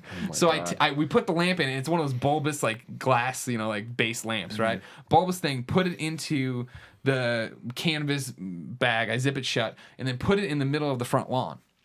And it's Missouri hot, so I'm out there sweating through this Mizzou shirt, and I have these shorts on, which is never a good sign for me to be in shorts. But back then, who gave a shit? I'm in jean shorts. I'm a fucking man. And now I could have just taken it and smashed it on the concrete, right, inside of the case, broken the lamp base. Because, first off, lamps are probably not even going to break. But whatever. I'm thinking, brilliant idea. What I'm going to do is lay it in the grass, then jump up, come down, and smash it with my feet. Just come up and just fucking double, kick this motherfucker. Like a drop kick, but instead of, horizontal, parallel to the ground, I'm coming straight down perpendicular on the ground. Stop right there. So you're like Captain Falcon. You could have just put the glass in a self-contained case that's about a 1/4 inch of nylon that would have made it very, very hard for the glass to fall through. And then literally the thing has built-in handles. You could have just taken the handle and smashed it on the ground. Now, for the record, it's in the suitcase. I don't want to cut myself. Sure. Okay. Just so yeah, could have easily done that. Could have easily done that. Right. So I jump up with all my fucking fat man power, come down, land on it, and the thing rolls inside of it rather than break. It spins inside of it like a hamster ball, and my legs shoot out from underneath me, and I fall. I come back down, and as I'm in the air, I grab my right knee, and I'm like, I have hyperextended my knee. Like I felt my knee bend the wrong way. I am in so much fucking pain in air still. This all happens in a nanosecond in the air. That I land on the ground and I am rolling around on my grass, screaming bloody murder of how bad I have hurt my right knee. And I'm like, oh God, Parker, I have some right knee. And he's like, all right, he's pre-med at the time. He's like, all right, calm down. You hyperextend your knee. We'll get it fixed. Don't worry. He's like, I'm rolling around. He's like, oh God. And I'm rubbing, and I rub the left one, and I come back, and I am covered in blood. And like the worst, for the record, the worst pain was the hyperextended right knee. My left knee is gushing blood. Because from when our friend flipped this shit off his car, broke the beer bottle, and that sprinted off into the grass that I am now rolling around in like an asshole. I've rolled over and cut open my knee, and I just have blood. It's all over me. Like, what the hell's going on? So we walk back in the house, and it's dark outside. There's no lights. I come back in the house, And we open the door. I'll never forget it. Kyle Hayes, one of my best friends in the whole wide world, is sitting there playing GameCube. I think he's playing Beautiful Joe. Cool. His girlfriend, the only sober person at this party, is behind him, like, reading a book or whatever, a magazine. I think maybe hugging on him or whatever. And she looks at me and goes, "Oh my God, Miller, you have to go to the emergency room." And I'm just gushing blood down my knee. Hayes doesn't look away from the TV and just goes, "Soldiers fight in wars, Miller." And I'm like, that's good advice. So I went to my room, got a T-shirt, wrapped it around my leg, and kept drinking the rest of the night and walking around our East Campus housing unit. God damn it, Greg. I woke up the next day, that T-shirt glued to the wound, blood all over my bed. Oh and my God. and then it was like, I took it off. I still have a scar from it. The actual wound itself looked like I was bitten by a baby. I had the upper part and the bottom part. Like I got bit really hard on the knee by a baby. And like I was like, I guess I should go to the hospital. But we're gonna do antler parade today, which is the antlers driving around in a truck. In the back of the truck, yelling at people, throwing them stuff, and telling them to join the antlers. So they took me to the student health center. And like I went in there, Stupid health center. and they were like, "So what's wrong?" I'm like, "Oh, I cut my knee." She's like, "Oh, let me see it." And the lady flipped out. She's like, "You should have been here about 12 hours ago. There's nothing we can do for you now. We'll wash it out with saline, but you're fucked up." God damn. And so the worst pain was the hyperextended Yeah. right knee. The Not left the knee didn't bloody feel knee. great either. But Oh my God. I feel like I have a bunch of smaller stories. They're all just like specific moments of just horrendous pain. When I was young, I was maybe second grade. I was at the monkey bars at School. It was hidden the bars, and I did the thing where you like hang upside down on your legs. And in my head, so I'm hanging upside down. I'm like, I'm gonna release my legs and do a backflip and land on my feet. Because that's fucking cool. Yeah, and I awesome. could definitely do that. I'm nimble. I'm Tim Gettys. I can do this. That's not how that shit went down. I released and went straight down onto my head. Yeah. And it's like, I could have died. Yeah. Like, I could have fucking died then. I could have been paralyzed. Yeah. I wasn't. I just remember it hurt like fuck. I guess Like, that was really bad. You've jogged another very painful memory story, and this is like I think this is probably the most legit, and this is like an adult injury, and it involves drinking, but also just being really a tall idiot. We're in Japan. We go to Japan. It's Christine, me, Scott Lowe, Cindy, Panda Musk, Warren Price, a crew of idiots who are just out to have a great time in Japan. And we're there for vacationing. We're out drinking every night in these cool bars and doing all that stuff. But when we'd come home, Panda Musk is one of the worst influences in the world because we'd come home and he'd be like, Flamps. well, and then he's like, that McDonald's across the street is 24 hours. So we're going to eat there every night to close out. And I was like, we're like, that's a great idea because we need to not be drunk. So we go and order obscene amounts of McDonald's and go back to our hotel rooms, which are tiny. Everything's tiny in Japan, and I'm 6'3", so I'm gigantic. So Christine and I finish our food, and I have this giant bag of trash. And literally the trash cans are this size in our hotel room. So I'm like, well, fuck. I'll go downstairs, give it to the guy. I want to be good. Go downstairs through broken English. Okay, throws it away. Here's garbage. Here's a whole giant thing of McDonald's trash. And I'm drunk, but I'm not like wasted. This isn't a wasted thing, but it's maybe I come back upstairs, and as I open the door to our hallway in the hotel, I duck down because everything's so low, and I come up way too early, and I nail myself into this door jam, and I shit you, like I collapse. I'm on the ground. I see like that white, just like intense pain, and I'm like feeling to our room, and I stumble in. And Christine's like, "What the hell's wrong?" I'm like, and I had this huge lump, but it's like looking back on it, I'm not sure the physics of how close I would have been to paralyzing myself for real. Oh. Like, you dive into shallow water, right? And you hit your head and you're fucked. Like, this is a very similar thing in the way of like, I'm coming up, I guess, diving, there's no way to stop yourself. Yeah. Like your body reacts as soon as it hits yourself. But it was like, that was intense pain. That's crazy. I feel like, so the most recent thing for me was in this house. I got up and I started walking like pretty quickly, and I stubbed my toe super hard on the desk, and it totally fucked up my pinky toe. It'll never be the same. Like, it's all nasty and bruised and shit. Even now, it was months ago, but whatever. But I remember that being like a very sharp pain, and it hurt for weeks to like even just walk. Yeah. So that sucked. But the most painful moments, just getting through them real quick. One of them was when I was really young. I'd say maybe like 5 or 6. My dad would ride his bike, and I would wear rollerblades because this is the 90s. Yeah, of course. And I would hold on to the back of his seat. So it's like the seat was here, but there'd be like a metal bar underneath. I'd hold it, and so he would just like ride his bike, and it would just fucking Just right hold above me. the wheel that was spinning. Yes. Yeah, that seems like a bad idea. The 90s. Yeah. I hit a little bump. I fly forward. my arm fat gets caught in the spoke, and it fucking ripped me up. Oh, It just fucking fucking shit. And I was horrified to live at that point. Like, I remember not wanting to do anything. I was just like, I think for like a week, I just laid there, and I was just like, I'm done. I give up. Never trying again. I'm never trying anything again. Yeah. Like, that was That explains, never trying that explains a anything lot, again. Kevin. That explains a lot now. It all makes sense. It all makes sense, Kevin. It was fucking horrifying. And then another one was when I was maybe in 5th grade. Me and my brother were wrestling, and in the moment, like, he didn't mean to be an asshole, but this is a really fucking asshole thing to do. He grabbed a frying pan and he hit me in the face with it.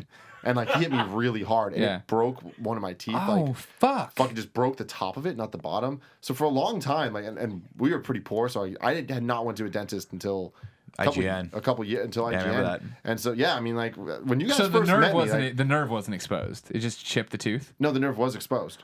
So it's like, I lived my life very painfully for a long time. I just got used to it. Jesus. But like, on one of my front teeth, it was like the whole top of it was just gone, and it fucking sucked. Yeah. Like, it sucked.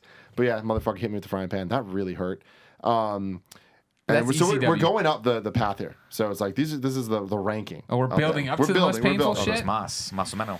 Then the second to most painful thing for me was I was playing soccer, and some girl.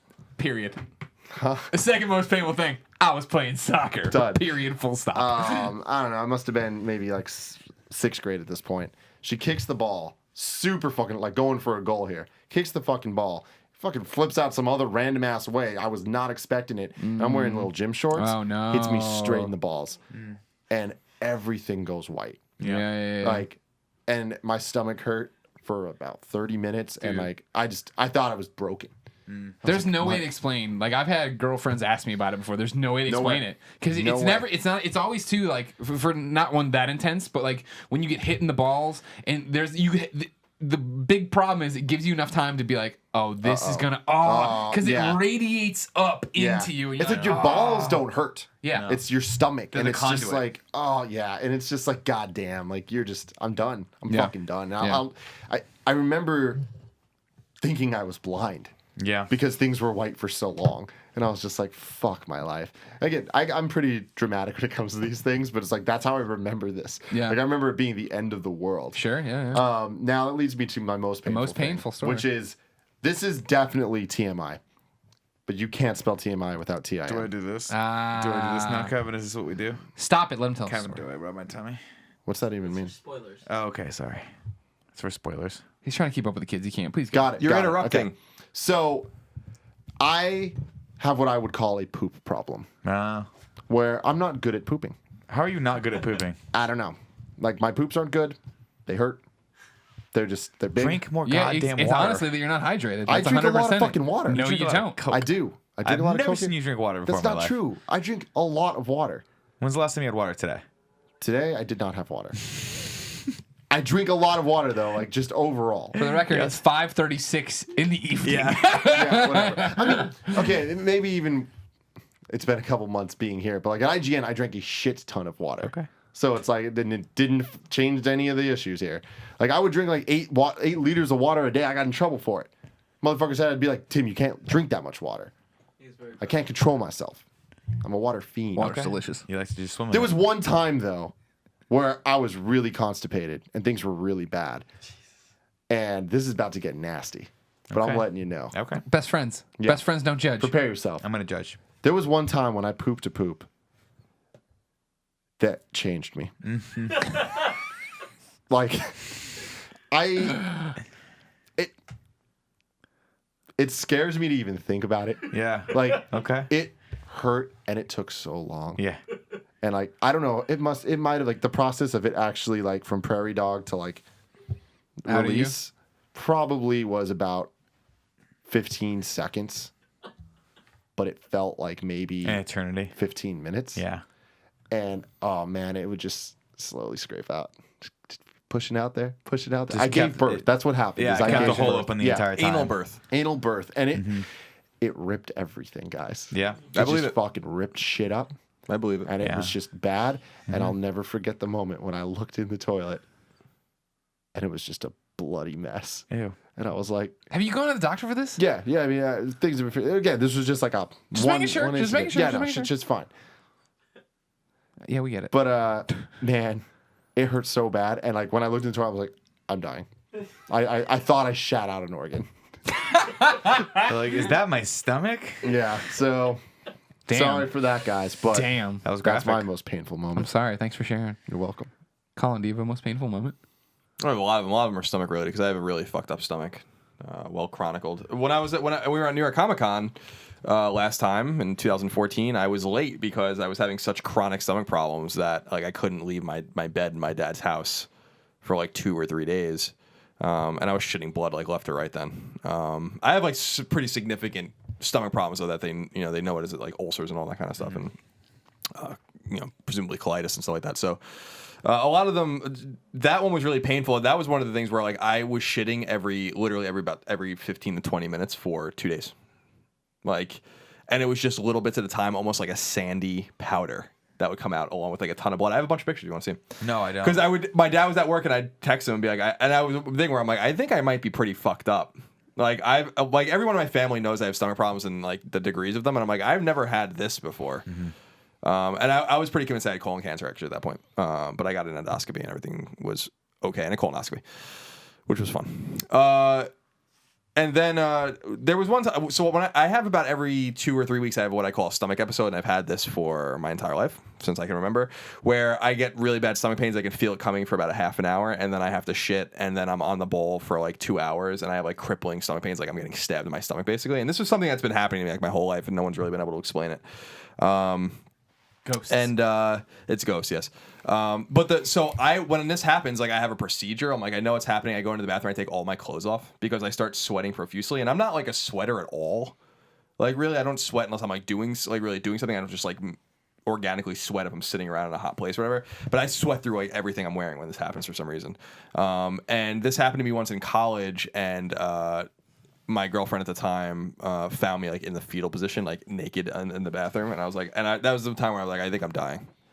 Like I don't. This is the usual stabbing motion, but it feels like 10 knives instead of 5. Mm-hmm. So I've had things like that. I had a lot of hockey injuries, some concussions. Cut my hand open. I still have the huge scar on my hand here.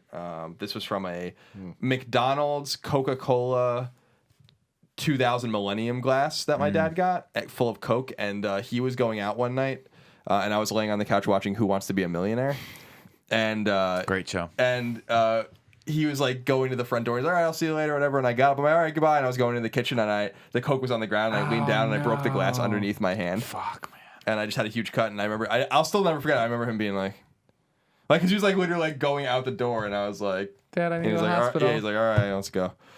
So I had little moments like that. I also don't want to overlook emotional pain. Yeah, no. I want to say I when I broke my shoulder or dislocated my shoulder, broke my collarbone, whatever the fuck happened when I was a senior in high school. That was like really all fucked up. Like that was awful. That was probably the worst awful physical pain I've ever felt. But and that was later. I couldn't move for like a month. You don't realize how much you use your collarbone until you can't use it. It's unbelievable. I've done that. It was not pleasurable. The day after, and this happened a few days before 9/11, as I've said before. But the first day I woke up in bed, my alarm went off, and I like instinctively like went to reach over and like shut it off, and I screamed out like Woke bloody yourself murder. up on that one. Yeah, it was awful. My dad ran. He's like, "What is wrong with you?" And I'm like, It's like you stepping on the Coke glass. "It's always something." But when I broke up with my girlfriend in college a couple of times, like not on good terms, because I don't want to get all into the whole semantics of it, but that was probably some of the worst pain I'd ever felt, legitimately, too. Yeah, that counts. It was debilitating. Like, talk to Ramon about that sometimes. Like, I like to the point where like, I wasn't going to class and like not doing anything. Just like I wasn't doing anything at all. Just hanging out, for like a couple of weeks. So that was pretty bad too. Emotional scars, emotional pain, pretty significant. Saw a TED Talk on the way back from where were we last? Atlanta. Momo. Was watching a TED Talk about emotional pain and how like people are like psychologist was telling a story about how like kid was brushing his teeth, falls off the little stool and like cuts his leg or whatever, and so he goes and gets a Band-Aid, and he was telling the story about like the kid knows at a young age he's got to brush his teeth and he's got to like he can clean out the cut, but he doesn't know that like he has emotional scars and like psychological things that also need to be tended to, like a cut or like, you know, things that you have to maintain. I thought it was a pretty interesting analogy. But Some new age bullshit. My mom might have been like, "Did you finish?" I'd been bleeding out, and she'd be like, "Did you finish brushing your teeth?" Like, "Mom, I'm bleeding." She's like, Brush your teeth. "Answer my question." That's how hardcore my mom was. also in the moment, pain tattoos are very painful. But the pain goes away very quickly. You don't feel them after a while anymore. One of the great, I've told this story, but I had Moriarty tattooed on my back before, and my friend Kate put lotion on my back when I was a freshman in college. And the people at the place, I got all my tattoos at the same place. They were like, "You need to get Lubriderm." That's why I still use Lubriderm. Like, you need to get Lubriderm with no scent. You know, like the blue Lubriderm. And I was like poor as shit. I was so poor that the Moriarty tattoo was paid for by my friend, and I had to pay her back because I didn't have the money. So I was like, I have this like shitty Suave stuff that my mom bought in like a big fucking Costco bottle, and my friend Kate started putting it on me like just as a favor because we were like going out, and it was the like some of the worst pain ever. I had to like go into the shower and get it off. And I talked to the guy when I got my next tattoo. It was like a year later, and he's like, "So, how's it look? Looks good." And I was like, "Yeah, but like the Suave." He's like, "Why are you?" He's like, "You're putting perfume on an open wound." Yeah. You know. He's like, "That hurts. You use the scentless stuff, the expensive stuff, and it helps it heal better." And I was like, "Yeah, I just had no money at the time. I'm sorry." Give me another tattoo. Yeah. What's your worst pain, Nick? I've had a couple of injuries that were stupid. I think probably most of my pain is less from actual physical damage, more from just the emotional damage of being incredibly embarrassed that I was doing something that I probably shouldn't have been doing. Okay. One notable pain that I had was I was into riding motorcycles a while back. My brother-in-law lives up in Tahoe. I was like, "Hey, we should go like riding on dirt." And I was like, "All right, let's do it. I just got my license. I know how to ride motorcycles." And he's like, "Cool. Dirt. Riding a motorcycle on street and riding a motorcycle on dirt might as well be completely different activities. They, for all intents and purposes, they're it's the same set of mechanics, but the difference between the physics of how the tire makes friction with street, which is designed to actually meet rubber and produce friction so that it does not go crazy, versus dirt, which is designed specifically so that you can skid around corners and kind of be a little out of control while you're in control." That's what dirt was designed for. Well, for as far as dirt bike riding is concerned. So I go on and I'm like, it's one of those situations where I hop on, I'm like, I am out of my element. I'm way beyond my depth here. I should not be on this thing. Dirt bikes are tall, specifically to have coverage to get over rocks and things like that. So this thing is already like, when I'm sitting idly by, you have to kind of lean on one leg. You can't put both your feet down. I'm already short to begin with, and this bike's it's too tall. It's for a guy that's like 6'2". So I'm going, and I make it all the way to the end of the day. We're going up hills, and I'm like, holy shit, this is terrifying. But I'm not going to be a bitch in front of my brother-in-law because he's like a man's man. So I'm coming down, and like it stalls, and I have to like kickstart it, and I'm on this like, in my brain when I'm remembering this, I'm on this fucking like hill that's got a half a foot just for the tire, and if I go a little bit too far, I'm gonna skid all the way down and tumble to my death. In reality, it was actually a pretty big path. Get all the way down, make it almost all the way back to the truck. We're gonna load the bikes back on. And we stop, and he's like, "What do you want to do? You want to keep going?" I was like, "Nah, I think I'm good. You know, I don't want to burn it too far. I'm shopping the nar pretty hard right now, so I want to make sure I get it back. You know, save some for tomorrow." In the back of my mind, I'm like, I'm fucking terrified of the sport. Like, I can't. I gotta get off this bike. This thing's gonna kill me. And it's one of those things where you psych yourself out to the point where it almost becomes a self-fulfilling prophecy. Where he goes, "Okay, cool, let's go." And I was like, "Okay, great." And like a dipshit, I just forgot the mechanics of the clutch, because on a bike you have to use all four of your you have to use both hands and both feet. You have to use all four of your limbs in order to move the clutch. There's no such thing as an automatic bike unless you're riding like an electronic bike or electric bike rather. So you have to remember this sort of order of operations, and if you haven't done it enough, it doesn't get into your muscle memory. So of course I let the clutch out.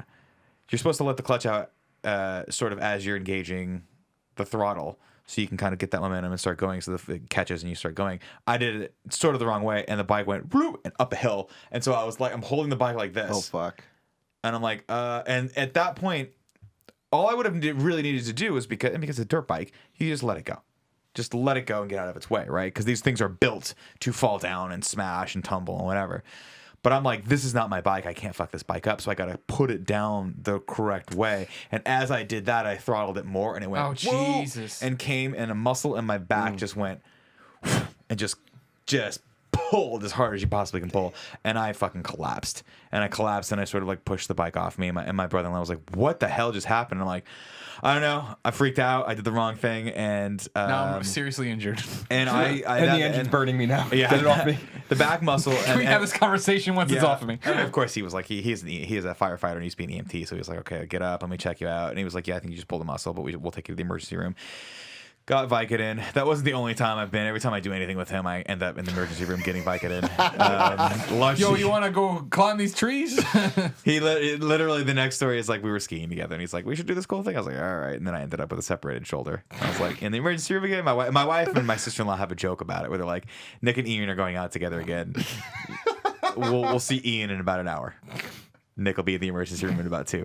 But yeah, that was interesting because that's the gift that keeps on giving too. When you have a really bad muscle pull, if you don't take care of it, it takes forever to go away. And so there were times when I used to live in Nob Hill where there would be hills, very steep hills in San Francisco, famously so. And I would put my backpack with my computer and all my stuff and like gym clothes and stuff on it to walk up the hill. And I would throw it on and get 3 steps and my back muscle would give out. And it was one of those things where it was like the pain would be so intense that your body has a mechanism where it basically shuts down that group of nerve clusters and muscles, and you just fucking collapse. Like there would be times I'd be walking normally, like whoa, and just and the pain would just shut off my entire right side of my body. So that was pretty painful and incredibly embarrassing. And I'm trying to think of the other story the other really this was painful in the moment, more embarrassing to talk about, but this is probably the better of the 2 stories. I think I've told this story before, but I used to have rose bushes when I lived in Irvine. And I used to love to go out there and I'd prune the bush, like prune them, I'd cut them back and like sculpt them a little bit. It was a fun little Zen experience. These are your parents' bushes? No, these are, I rented a house in Gotcha. Irvine with my buddy Ryan and one of our other friends, and we had these rose bushes.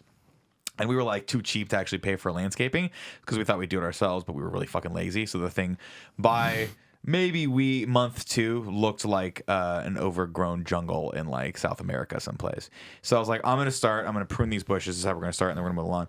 So I would do it, for a couple hours, but I also liked to nair my back. This is back when I was still doing it myself. And what I didn't put 2 and 2 together was I was getting a wicked sunburn on my back as I was doing this because of course I was doing it shirtless to get a little bit of tan while I was smoking a cigarette. So I'm smoking, pruning, not really noticing what's going on, how long I've been out there for it. I come back in and my back is fried. I mean, it is red, but I can't see it because it's my back. So I'm like, cool. And in my brain, I'm like, I got a date later, so I'm gonna manscape right now. And I take this stuff called Nair, and this is just a very thick cream. It's a depilatory cream that basically burns the top layer of your skin and burns into the pore of the hair follicle. And so I put it on the back of my neck, and I take my hand away, and it is the most painful fucking thing I've ever experienced in my life because it instantly started to burn my skin. It was like an instant chemical burn because it made contact with that very sensitive skin, and whatever it's supposed to happen in the 10 minutes you're supposed to leave it on happened all at once. Yeah. And I basically screamed and I just ran to the shower and started dousing the back of my neck. And then of course the water hitting it was just even worse. And I looked at my neck and it looked like someone had poured acid on the back of it, and my skin was like bubbling up already. Oh my It was terrible. Fuck. I mean, it went away. It just peeled off of like the 3 layers of skin, and boy, it was Did you go soft on the after date? that. Yeah, of course I did. She was blonde. She was so cute. Didn't end up well. Yeah, because you try to take off your shirt and you look like you're like a gremlin. no, that was back Like when a I was monster from The Witcher. That was back when I was fat. The shirt never came off until the lights were off. Okay. So I would be one of those guys with like everything. She would be completely naked, and I would still be 100% clothed. I would be like, so. Where's light and then, switch? Hey, and then lights would go off, and then I'd like climb into bed, just pop up like a little mongoose, and be like, I'm ready for this. I'm ready for the love. These are good stories. This is a good one. It's a good topic. Yeah. The most amount of pain I've ever been in that was when I got my wisdom teeth pulled out, and here's why: when the doctor tells you to go home and take the medication immediately, right when you get home, do it. Because I was like, I feel great because they knock Yeah, you out you for already it. have. I was like, Yeah, I feel fantastic because they give you that good shit, that good shit, that good dick. And about an hour later, because the doctor's like, you're gonna go home, you're gonna feel fantastic. It's gonna wear off in about an hour. He even warned you. And that's how much time it takes the drug taking. So take this drug immediately. And in 1 hour, and this is when I was like 17 years old, so I consider myself pretty much an adult. I was pretty tough. I was crying like a little girl and asking for my mommy. Literally, I was like, Mom, you need to come over here and hold me because this pain is so terrible right now. Like it was blinding. Like it was either the tears or just the sheer amount of pain was just the fucking room was like closing in on me, and I'm like, I can't focus on anything but this horrible pain. And my mom is just like feeding me Vicodin. She's like just codeine, just get it in his mouth. I'm like crushing it up into my thing. I'm like, I gotta just make this kid shut up. I got my sauces burning on the stove. It was terrible. Nick, Yeah. what's your topic? My topic comes from Twitter. It's been a while since we've had a Twitter topic. That is true. So I thought I'd go back to it. Someone gave me Okay. a really good one. This will be a fun one for you guys. At Magical Ham says, give me the title of each of your biopics or biopics, depending on how you choose to say Biopic, that right? word. I've I always say said it biopic. that way. But going off of Tim's subject, if they were to make a documentary about all of us, or one of us, or each of us individually, what would the name of your biopic be? I'd always thought when I left college, right, and I was bumming around writing a bit and stuff outside of the newspaper. I was I had an outline for a book about everything I had done in college, and I was going to call it "I Was a Blue-Haired Antler." But now I've come that could be the college years of me. Right. But I've done so much more now. Right. Greg's would be whacked out beyond belief. The Greg Miller story. Sure.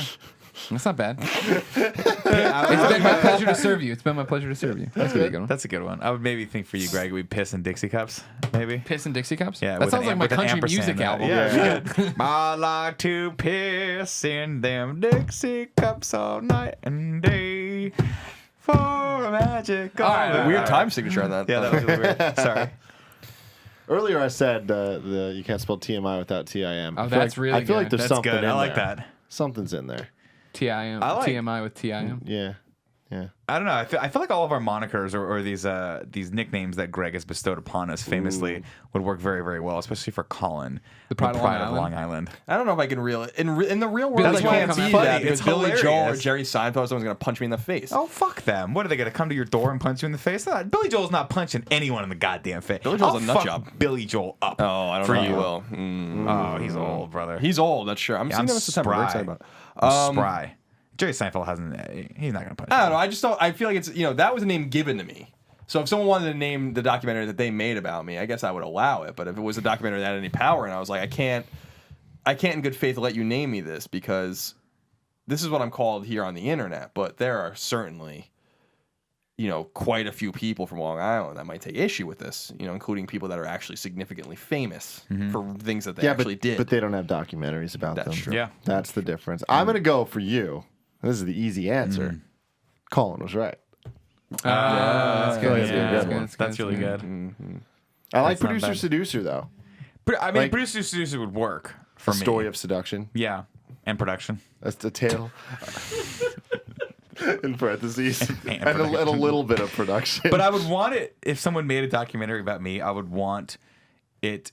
I would want to write it, and I would want it to be completely false, just completely nonsensical and completely like. Seems like the opposite of a biopic.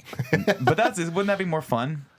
Like, my life is cool. We did some cool shit, but like, I would love it much more if it was like every other story was me like going into space or saving children in space or like putting out a fire in space. That was a scary day for all of us when that school bus got into space. Thankfully, Nick was just there. I don't know how he was. Why he was NASA in organized space. very quickly to get them back down. Yeah, it was crazy. Magic school bus spiraling out of control. That's hilarious.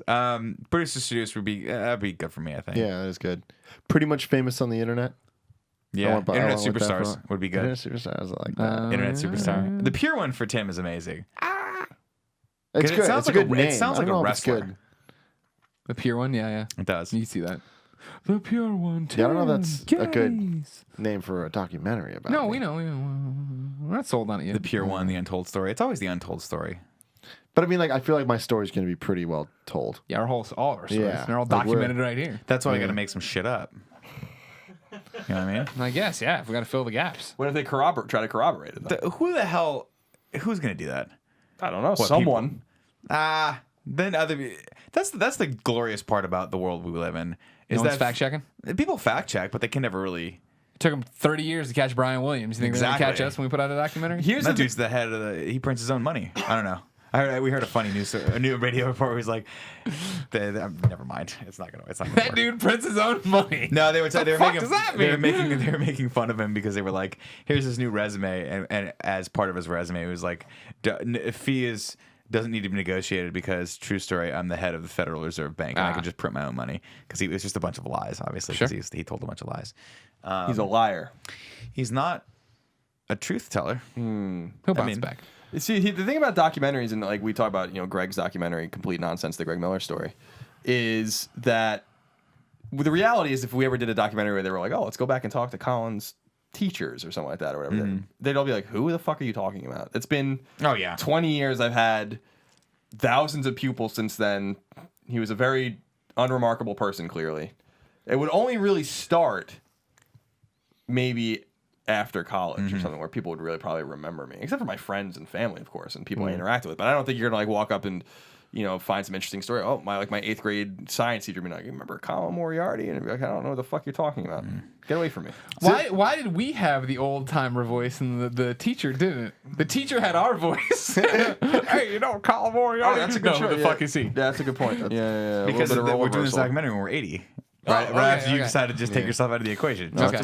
It's funny you say that, though, because I think for me, and I think this is because I've been trying to do this for so long, that, like, it would be if you talk to any teacher I ever had, they would be like, I often think about that. Like, I would love to go back to my middle school or high school teachers and just be like, here's what I'm doing now. Because I think all of them would be like, That makes sense, too. You somehow made this work. That's crazy.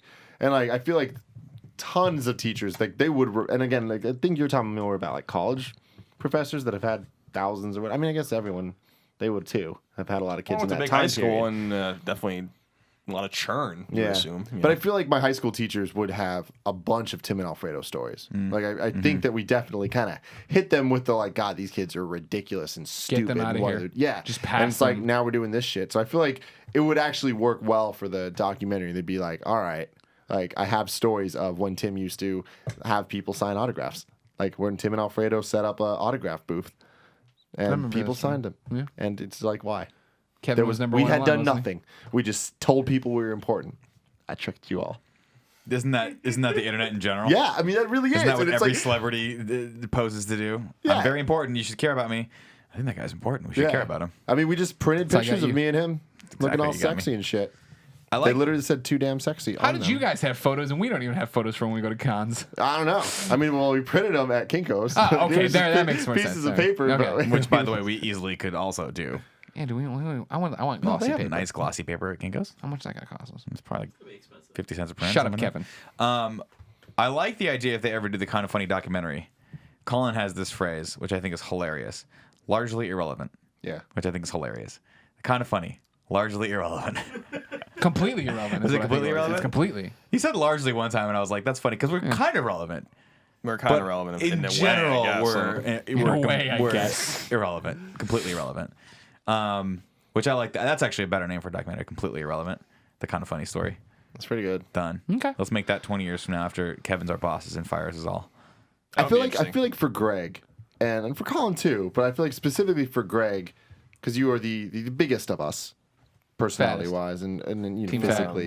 Tallest. Physically and physically, figuratively speaking. I feel like there's something to be like we have kind of funny, and that the kinda can kind of fit anywhere.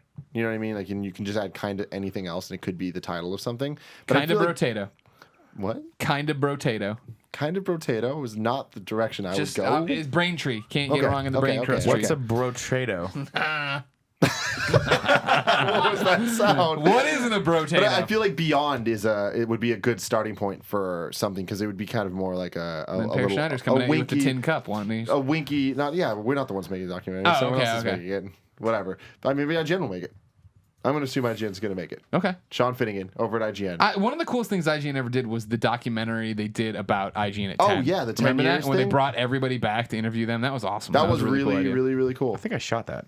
Yeah, I think you did. Yeah, I think I made that documentary. It's a 3-parter. I also really appreciate the documentary behind the scenes of the Halo Oh yeah, that was April fun. Fool's video. Yeah, a lot That of was people made well fun done. of me for that, but we did those. That was cool. We had I think Amy came and shot footage for that. Here we That go. was What good. up? It was good. But I feel like Beyond the Something would be good for yours. Thunderdome. Beyond the Thank you. Thunderdome. Beyond the Mat. Is that All right, taken? it's taken too. Yeah, it's taken too. That's a good documentary too. That was a good documentary, actually. Who was that? Oh, hey, who was that for? That was for movie theaters. No. Was it around a specific wrestler, or was it just wrestling? Oh, they did a bunch of wrestlers. I mean, Mankind and Rock were like the key components Beyond of the it. Mat. Yeah. Because there's one right now that's on my Netflix queue for Bret the Hitman Hart. Oh, that's a really good one too. Yeah, I wanna watch Because that. they're following him as did all the Montreal Screwjob and everything else. I don't know. I won't ruin it for you then. It looks like Go watch it it. looks Watch like it it tonight. follows it. I will. Talk to me tomorrow about it. Okay. Right now, I'm going to talk to you guys about Squarespace. They were nice enough to sponsor this breakout. Thank you very much, Squarespace. If you didn't know, sites look professionally designed regardless of skill level, no coding required, intuitive and easy to use tools. Squarespace has state-of-the-art technology powering your site to ensure security and stability, trusted by millions of people and some of the most respected brands in the world. Starts at $8 a month, and you get a free domain if you sign up this year. We use this.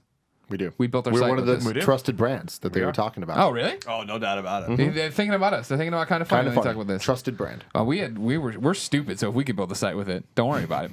Start your free trial of the site today with no credit card required at squarespace.com. When you decide to sign up for Squarespace, make sure you use the offer code KINDOFFUNNY, all one word, to get 10% off your first purchase. Squarespace. Build it beautiful in Squarespace, of course. Thank you so much for sponsoring this show, helping us get crazy. What's super exciting, too, is that there's this new thing going on. Tim. It's called Vulcan Deck Masters, and it's now powered by Squarespace. Release I have here says our premier online Hearthstone event, Vulcan Deck Masters, is now powered by Squarespace. Vulcan Deck Masters is a 2-season event for $100,000 in combined prize pool with open qualifiers starting on June 8th and a round robin. What are you doing? I'm making your mouth. Oh, thank you. Oh, because you can't see it. Yeah. Round robin league play beginning June 22nd. The events will be broadcast on put it down just a little bit. twitch.tv. No, up a little bit. Up a little bit. Right there. Good. On twitch.tv/VulcanHS starting in just about 1 hour. So there you go. That's happening. That's cool. Squarespace doing that. They're getting out there. They're getting into the gaming now. Yeah. Good for them. Good for them. And good for you, ladies and gentlemen. Good Thank for you you so indeed. much. Good for you. For watching this episode of the Game Over Greggy Show. It's always our pleasure. If you didn't know, each and every week, 4, sometimes 5 best friends gather on this table. Each bring. That's okay, Porty. Don't worry. What's happening? Each bring a random topic of conversation for your amusement. If you like that, you can get the whole show over at patreon.com/kindafunny each and every Friday for free. Then, if you don't want to give us any money, no big deal. You want to watch it again? Cool. Go to youtube.com/kindafunny day by day, topic by topic as we put it up, leading to the entire show going up on Friday as an MP3 and video.